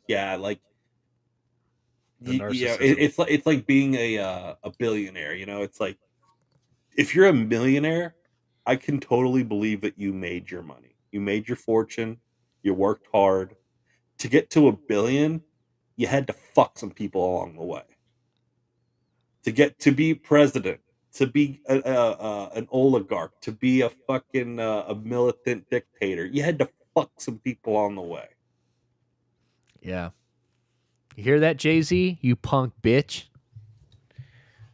We know you're out here. Jay-Z's a billionaire. Is he officially a billionaire now? Oh, yeah, 100%. Yeah. Yeah, he's fucked some people. He's fucked some people, dude. We know he's fucked some people, Sean Carter. Fuck P. Diddy. Dude, Azalea Banks. Bro, Azalea Banks just undressed his ass. Like, really? I don't know. Azalea Banks is a loudmouth. Like, a lot of times she's just fucking, just spewing shit. But she undressed Diddy. Like, It was good shit. Fuck P. Diddy, okay? Like, Cool. that guy's a bum. And Yeah. And I mean, like, you've seen video, like, that dude is, P. Diddy's unhinged. oh yeah. Well, she called him she's like, you're an alcoholic drug addict. Like, dude, she fucked and put him down. Like, it was, if we can pull that up maybe before we get into the chef shit. It's good. But yeah, dude, P. Diddy's a punk ass dude. Like, and it's only a matter of time for fucking Keith D or whatever starts talking about P. Diddy paying him to kill Tupac. I'm telling you, it's kind He of, already did. yeah, but it's gonna be I feel like hopefully it's an issue. Let's get P. Diddy on the stand. That'd be wild. He said, Keith D said P. Diddy paid him like a cool mill to off Tupac. See what 50 Cent said? He said, I ain't trying to go to them Diddy parties. He goes, I ain't into that shit. Because they be hugging you from the front and the back at the same time. What does that mean? And then, well, there's a picture of, yeah, so like there's pictures from P. Diddy's parties where like little baby, and like people will come up, and like there's pictures of people being hugged. There's somebody will hug you in the front while somebody's behind you hugging you. Like, it's just like the weirdest fucking, dude, it's like some weird Illuminati culty shit. It's some Illuminati shit for it's sure. Some eyes wide shut shit. Yeah, it's weird. 50 Cent's like, yeah, he's like, I ain't playing that shit. 50's smart, man. Yeah, he goes, bro. He goes, motherfuckers hug you from the front and the back at the same time. That's fucking funny. Oh, but yeah, and you don't have to find it if you. I mean, it's really not that important. But if you really care too much, just look up Azalea Banks, P. Diddy. Like I said, Azalea Banks is just running her fucking mouth all the time anyway. But right. This one was pretty good. Oh, good Lord! All right, so. Hold on here. Just make sure I don't want to chat about anything else here.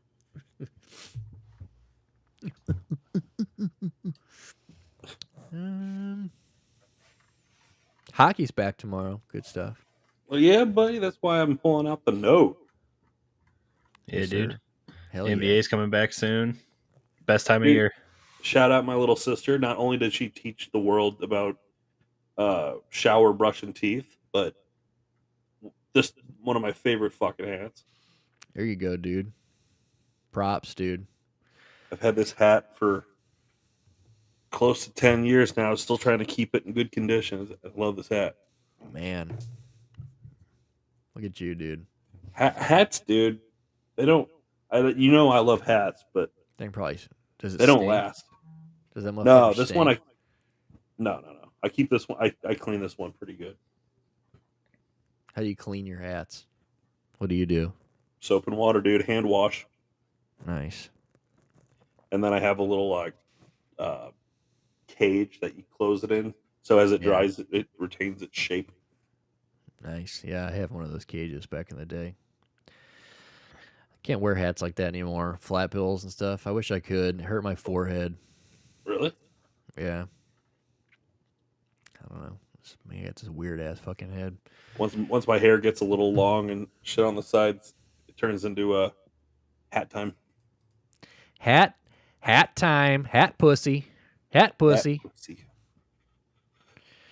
All right, motherfuckers. So you guys that are out here, if anybody's watching or if plans on watching this, for all the millions and millions, you can break my soul.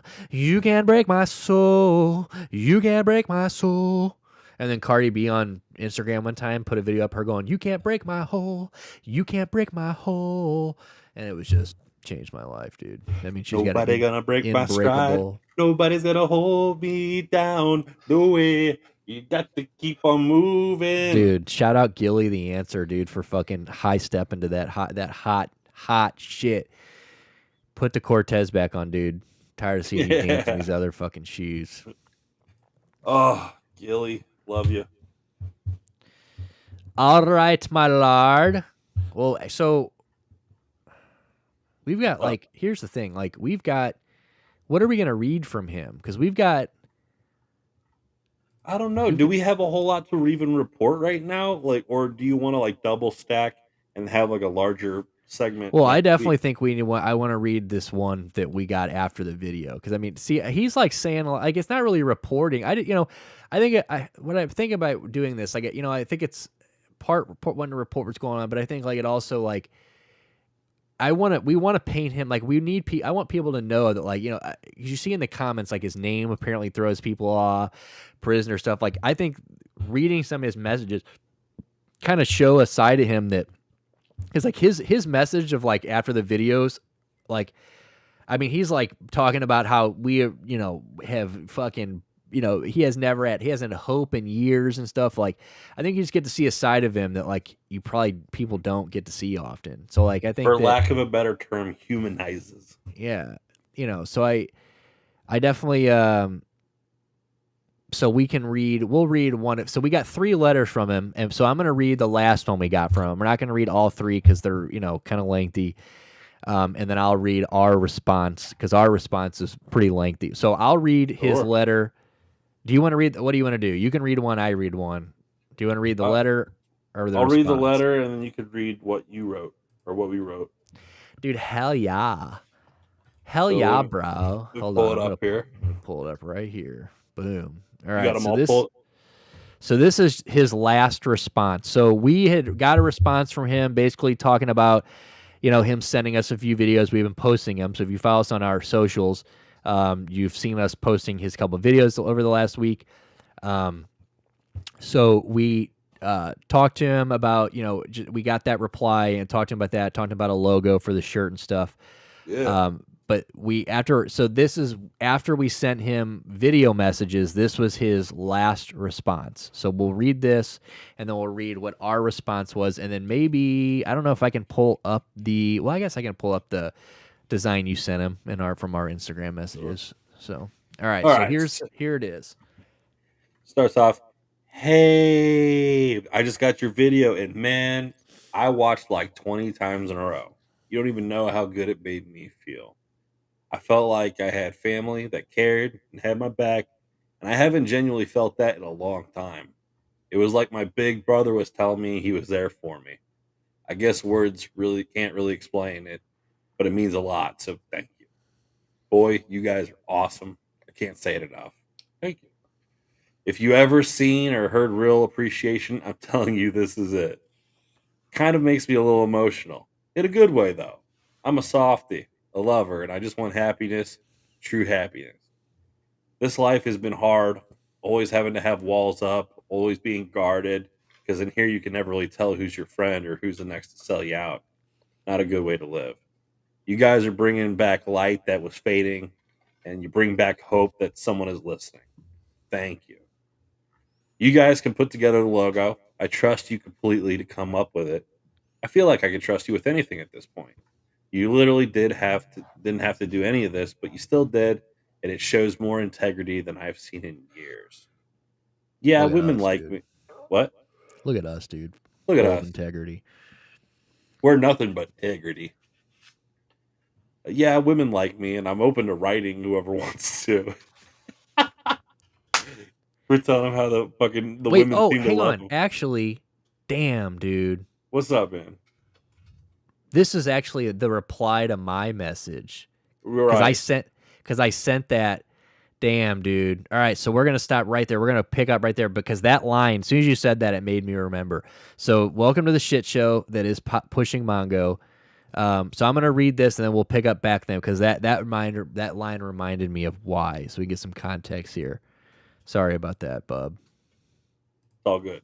Dude, it's all good. We're going to make it happen. You're going to hear from Chef with one way or another.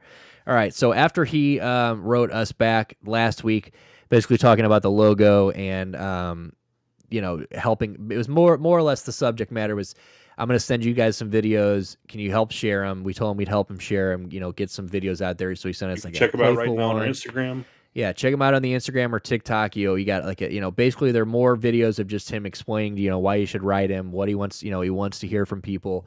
He's willing to hear from anybody, that type of thing. Because, we've got a lot of women, because I talked to him in this letter about, how the women love him. But, he's looking for a relationship with a male, but that does not mean that you cannot write him as a female, because he will write anybody. He wants to hear from any and everybody. We already know a few women that talk to him, so don't think this is just like a hookup thing. He wants to talk to anybody. He just wants to pass the time, create some relationships. They'll carry on from the out, hopefully carry on for his next couple years till he's locked up and can carry on to the outside. He's just trying to reestablish some relationships because he doesn't have any. He's been locked up for 12 years, so he's just trying to get back on his feet. Right. Anyway, here's our letter. So I don't know. Can you read that all right? Does that look all right? Okay. All right. What's cooking, Chef? Nick here. Sorry for the delay this week. It's been a busy one and time got away from us. We hope that you're having a relatively uneventful week and doing well. Savannah, yes. We have been communicating with her back and forth about different ideas on how to let people who are interested in donating know how and where they can do so. She has been a great addition to the team and is also offering her service with a logo.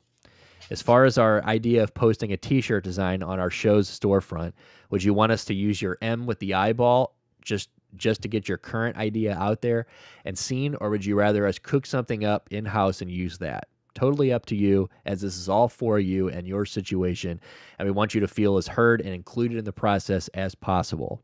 We have also discussed a possible GoFundMe account or page down the line as well.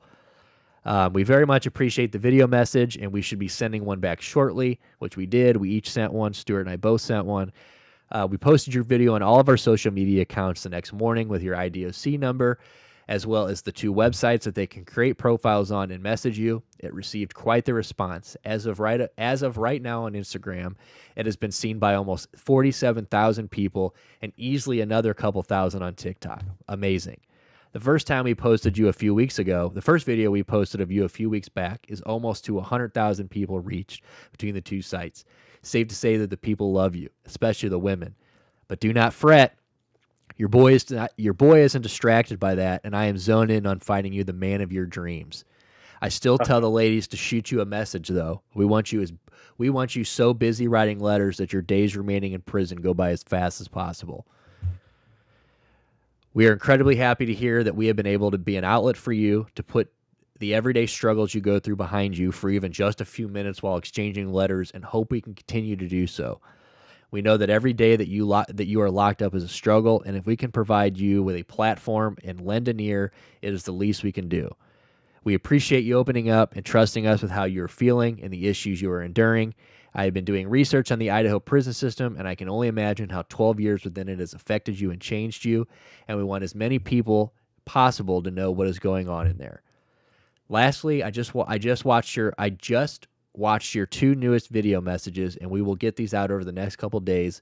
A more serious video may definitely attract a different audience and catch eyes, but I think your playful and fun personality is good to show people too, because sadly, most people think of prisoners and immediately think big, scary, unfriendly person. So when they see you flashing those pearly whites and making jokes, it brings those walls down a bit. We can't wait to hear back from you and hope your weekend is kind to you.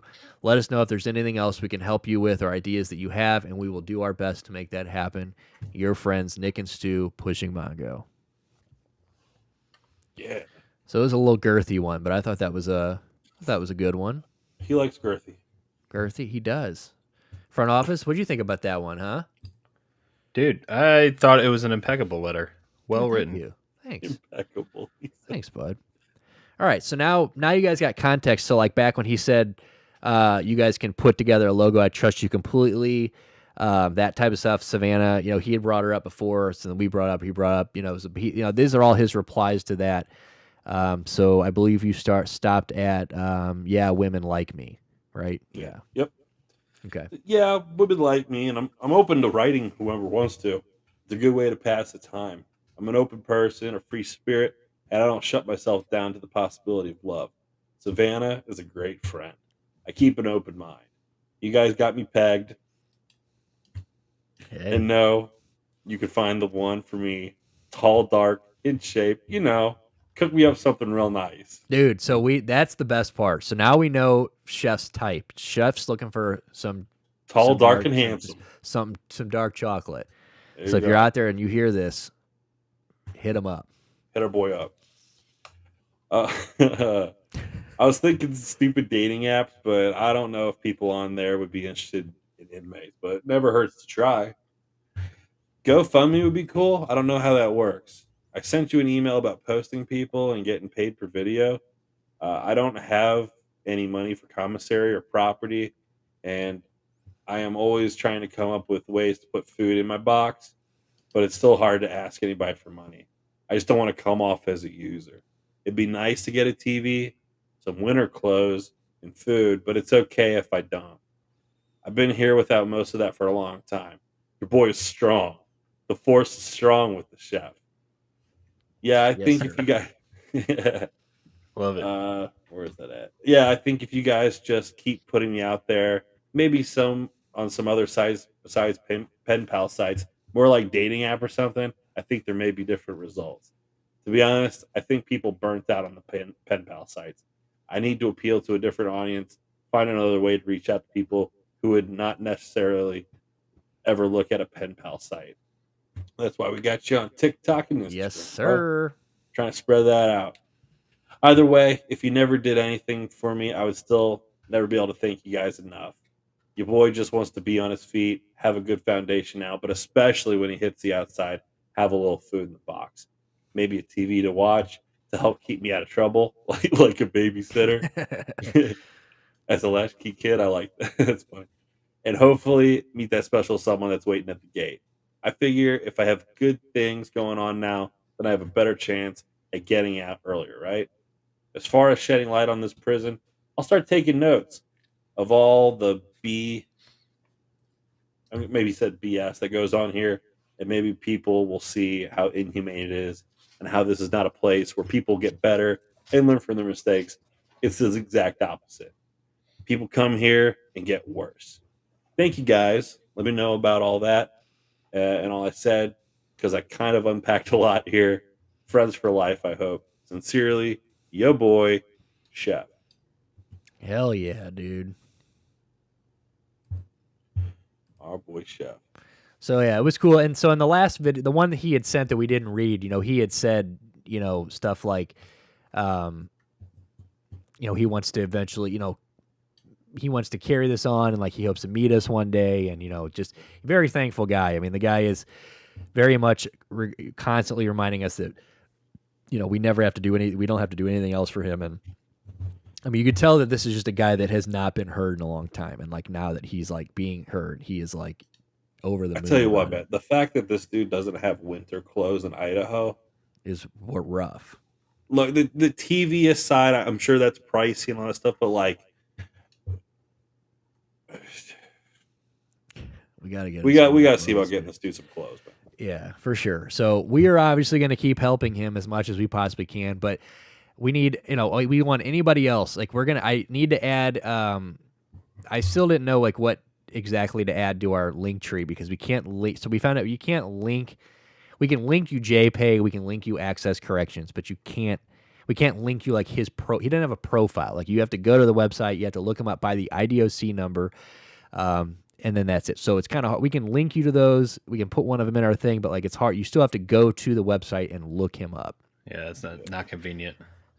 So it's very hard to just like link you directly to where you can do it. But if you go to JPay or Access Corrections, any video we post to him from now on, in the last couple, we've got the information there. But donate to this guy, if you feel like it's something you're interested in, if this is something that you think, because this is a problem. I mean, this guy is, we're still getting people reaching out every day, giving a story. That one lady who she told me I could kind of talk about it now, she can't ask her fiance if we can drop his name because he's been in the hole for no reason for the last month. Yeah. So zero reason, just been in the hole, so she can't talk to him. But she did tell me that I can tell the story of, so just to kind of like give you context of like more context of where Chef is and what he's doing, where his time at. He's in a place where just last week, 2 weeks ago, they threw a guy's cell because this lady's fiance has just left a gang. He's in protective custody in the gang, so he's supposed to be in a cell by himself, completely taken out of general population. because his life is in danger. They throw his cell in the middle of the night, no explanation. While they're doing so, they lock him up with another inmate, and that inmate stabs him multiple times. Yep. Should have never been in that site. That should have never even been around another inmate. And that just shows you like how little that like those things are put into place for a reason, and like or if they wouldn't be there. So the fact that like they're just so careless with somebody's life that it has a release date. This guy's going to get out of prison one day, and they throw his cell for no reason in the middle of the night, put him in a holding cell with somebody he should have never been in a cell with. The guy gets stabbed multiple times. Like, that's wild. And this is the guy that's in the hole still now with no explanation. They were all woken up a couple weeks ago. What would that message say? That they were all given, like, they were all tested because they were exposed. They were all woken up in the middle of the night. And this is where Chef's at. The different block than him, but it's where he's at. They woke him up in the middle of the night, told him they'd all been exposed to something, took all their blood or believe or something like that, ran all these tests on him, never told what they were exposed to, never told him what it was, anything. So they're all just running around. I think some of them don't have clothes or something, like they were saying. Like, it's just a shit situation. So like these people, there are people in there that deserve, that need some help, that deserve, a hand, and Chef's one of them. So if this is like a problem that you think you want to help out with, go. If you don't want to write Chef, there's plenty of people. We found him on the penpal site, but there are plenty of people just like him. But if you want to help Chef, that'd be great. We would truly appreciate that. So just donate. What were we gonna say? No, just agreeing. Yeah, so donate to him whenever you can. If you want to. Like I said, let's get him some clothes for the winter. It's getting fucking cold. It's October. I can't imagine how cold it gets in Idaho. Yeah, and he's in Boise, Idaho. I assume was that like in the dead center? I don't know where Boise, Idaho is. It's pretty centrally located. But yeah, so let's get this guy some winter clothes, some shit. I mean, this guy's got nobody. So help our boy out. Write him a message. And if you're out there, if you're a tall, dark, thick piece of fucking chocolate, hop in the DMs, baby. Hit our boy up. Give him something to lay on when he gets out. All right? Give him a home. That's right. Dude, I hope we set him up with just some Jason Derulo looking dude. Would be sick. Jason Derulo at the gates when he gets out. You got anything else you want to add on this? I feel like I've just been rambling. Nah, I mean, I was trying to find, because I want to see how the money goes. Like, I wanted to know, like, the price of commissary items. Like, if you were to donate $5, if we were to donate $5, $10, $25, what does that get you? What does that get Chef? So I was trying my best to try to find commissary prices for the Idaho prison system. Right. Kind of hard to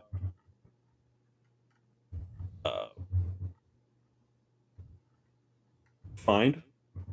I think I saw some the other day, and turns out that a little bit goes a long way. So, well, I was saying, from judging by what State Baby was getting eggs for, I assume that, yeah, they probably got some. It's probably pretty affordable.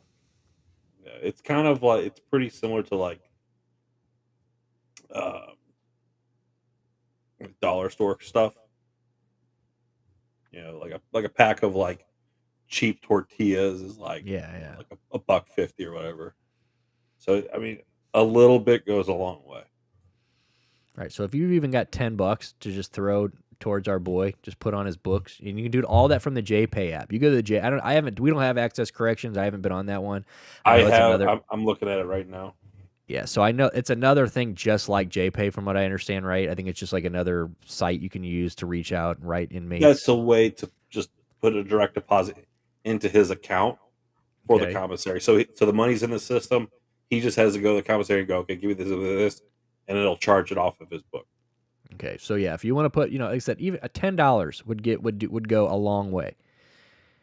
Go throw our boy $10. Go throw him some money so we can get some food, some clothes. We're gonna have to look into the clothes thing. I'm not sure what that cost or but like I said, we're gonna be writing him back, and these are things that we can ask him and get to know. Do you believe that a TV and a TV remote control are separate purchases? How much is the TV? Well, according to this site, $287 for a 15-inch television. God, the TV damn. remote sold separately is almost $14. So is there clothes on there? So are you just looking like, is this Access Corrections you're on? No, it's not. This is a website called bookofirving82431.com. And so like it gives you pricing of like some food items and if he wants like a Timex watch, the price for one of those, stuff like that. But it lets you know that like, if he wants some fucking microwave popcorn, like, dude, let's make Chef the drippiest motherfucker in prison for the winter.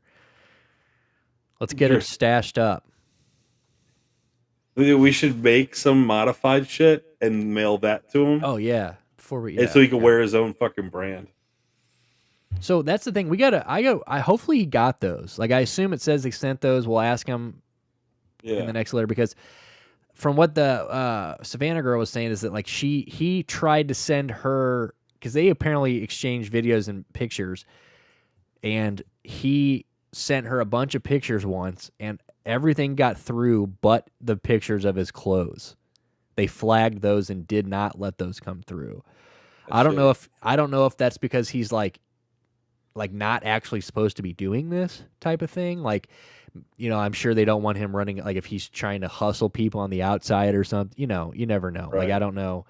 I'm sure there's got to be something in there about that. But here, a pro. God damn. Pro Club brand, and my friends in the hood know Pro Club. They got good shit. Pro Club brand t-shirt, heavyweight, long sleeve crew neck, about $14. Not bad. All right, so here's the t-shirt. So he wanted, his idea, and one of the messages that we didn't read was, he's like, I've had like an eyeball with an M. Kind of simple, whatever. So Stuart drew up a kind of a thing. I wish I could pull it up more. Let me see if I can try to zoom in a little bit more here. Well, you could. I sent you the logo too as a separate thing. Yeah, but I was just trying to show the front. So there's like the front, and then there's the logo. I thought about that on the back, and like big old back.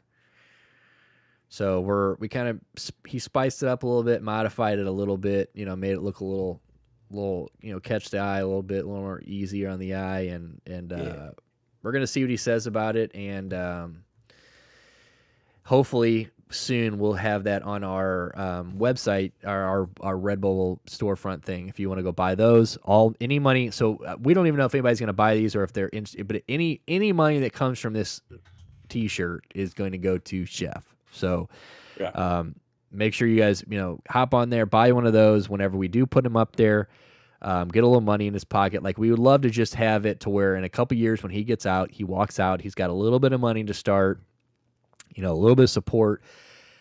Because that's one of the main reasons we're doing this, is because our whole thing is that there is no rehabilitation, and his chances once he gets out are slim. So it's stacked. The cards are stacked against him, and that's by design by this shitty prison system. Right. So we want to make sure that he has things to do. He has money, a little bit of money to start off, just a foundation. So make sure you guys donate if you can. That'd be great. And we will write him back, and next week we will read our messages in order. And we will figure out, because like I said, we would like to, we really are just kind of free balling this every week. Like we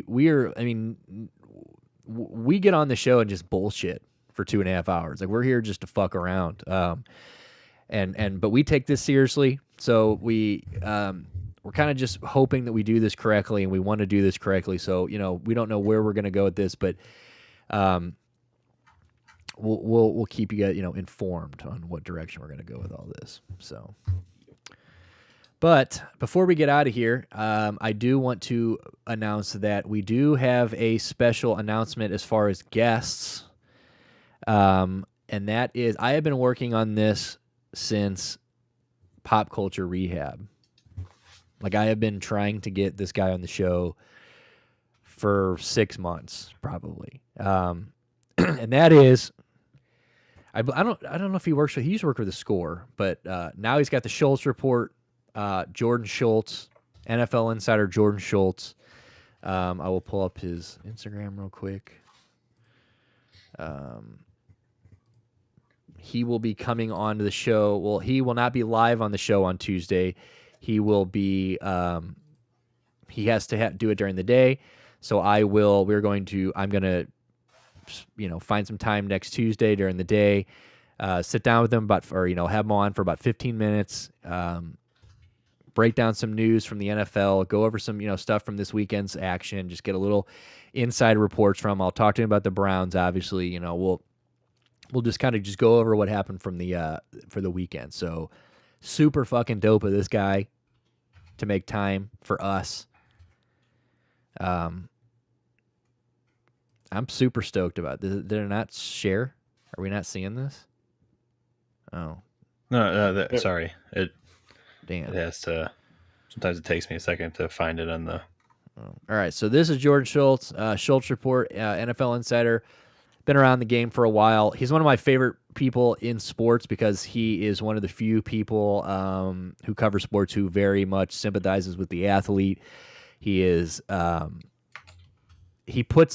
He humanizes the sport. Like, it's not business first. It's not sport first. Like, it's all about the player, the person, the guy, the story behind that person. Like, he is always the first person to take, hop on his story or hop on his Twitter and go to bat for somebody in like a situation, and I think that's cool as shit. Like, I think it's, you don't see that often.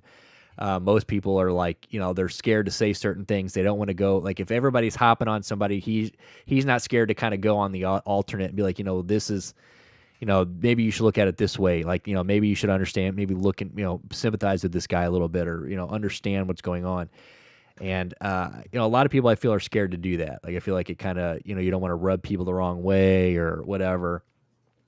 Jordan Schultz just takes a stand on it. I think that's cool as shit. So,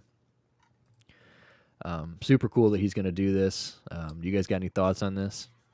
Just very grateful that a guy with the level of success as him is even giving us the time of day. So, yeah, dude, so that's how I feel. Yeah, I mean, it took a while. We tried to get him on Pop Culture. Just, he's a busy fucking guy, so it always just came down to timing. And luckily, he reached out to me yesterday and said, "Oh, I got some time for you next Tuesday." And I was like, "Dude, what time do you want to come on?" He goes, "Brian, coming on your fucking show at night? You got to do that shit during the day." And I was like, "Got you." Yeah. So we're gonna make it happen. So next Tuesday, you will on the show. We will play that at some point during the show. So we will have him on. We will talk. We're going to write some questions up. If you have any questions, if anybody out there's got any questions you want to know, but more or less, like I said, I think we've got about 15 minutes. So probably just talk to him about what happens this weekend in sports. We'll see what he thinks about, some of the Browns looking forward. I think, it depends on if Deshaun plays this weekend, and we'll, might have some questions about that. So look forward to that. Very excited about that. We could even do that as we could even play that on the sports show next weekend, like the betting show. If we yeah, dude, that would be cool. Play it on both. Yeah, why not? Both. So, all right. So front office, are we going to get a sporting thing this week? Should we loosely? This week, I don't think I'm going to be able to, but definitely coming next week. I'm going to get back on that. All right, so you guys will not get no grids this week. Whore. I know. Sorry, boys. Fucking dude, straight up. So, by the way, if you know anybody else that knows how to run a computer, send us a fucking DM. Damn, dude. Like, dude, just like hit us the fuck up. Seriously, you got all of our socials down here. Scan our QR codes. hit us up there if you know anybody that's tech savvy. Scan the fucking QR code. Follow us everywhere. Make sure TikTok and Instagram seems to be where we're like kind of more popular. We're not popular at all, but we're registering there. Dude, I saw we had 200,000 accounts like just seen our stuff. I'm like, dude, that's like to us that's like world breaking. Yeah. So fucking we're on the map, bitch. So follow us on all those. Kicking YouTube every Tuesday, 7:30 Eastern, 6:30 Central. So make sure you hit the bell and like our streams because that helps a lot as far as the algorithm. Make sure you hit the bell so you guys get notified. On top of that, Skate Laborious. Make sure that we're going to keep throwing that up. Stuart, tell them about that. Skate Laborious, dude. Beautiful, beautiful skate park. DIY skate park in St. Louis tragically burned down. They're trying to salvage the remaining exterior of the building.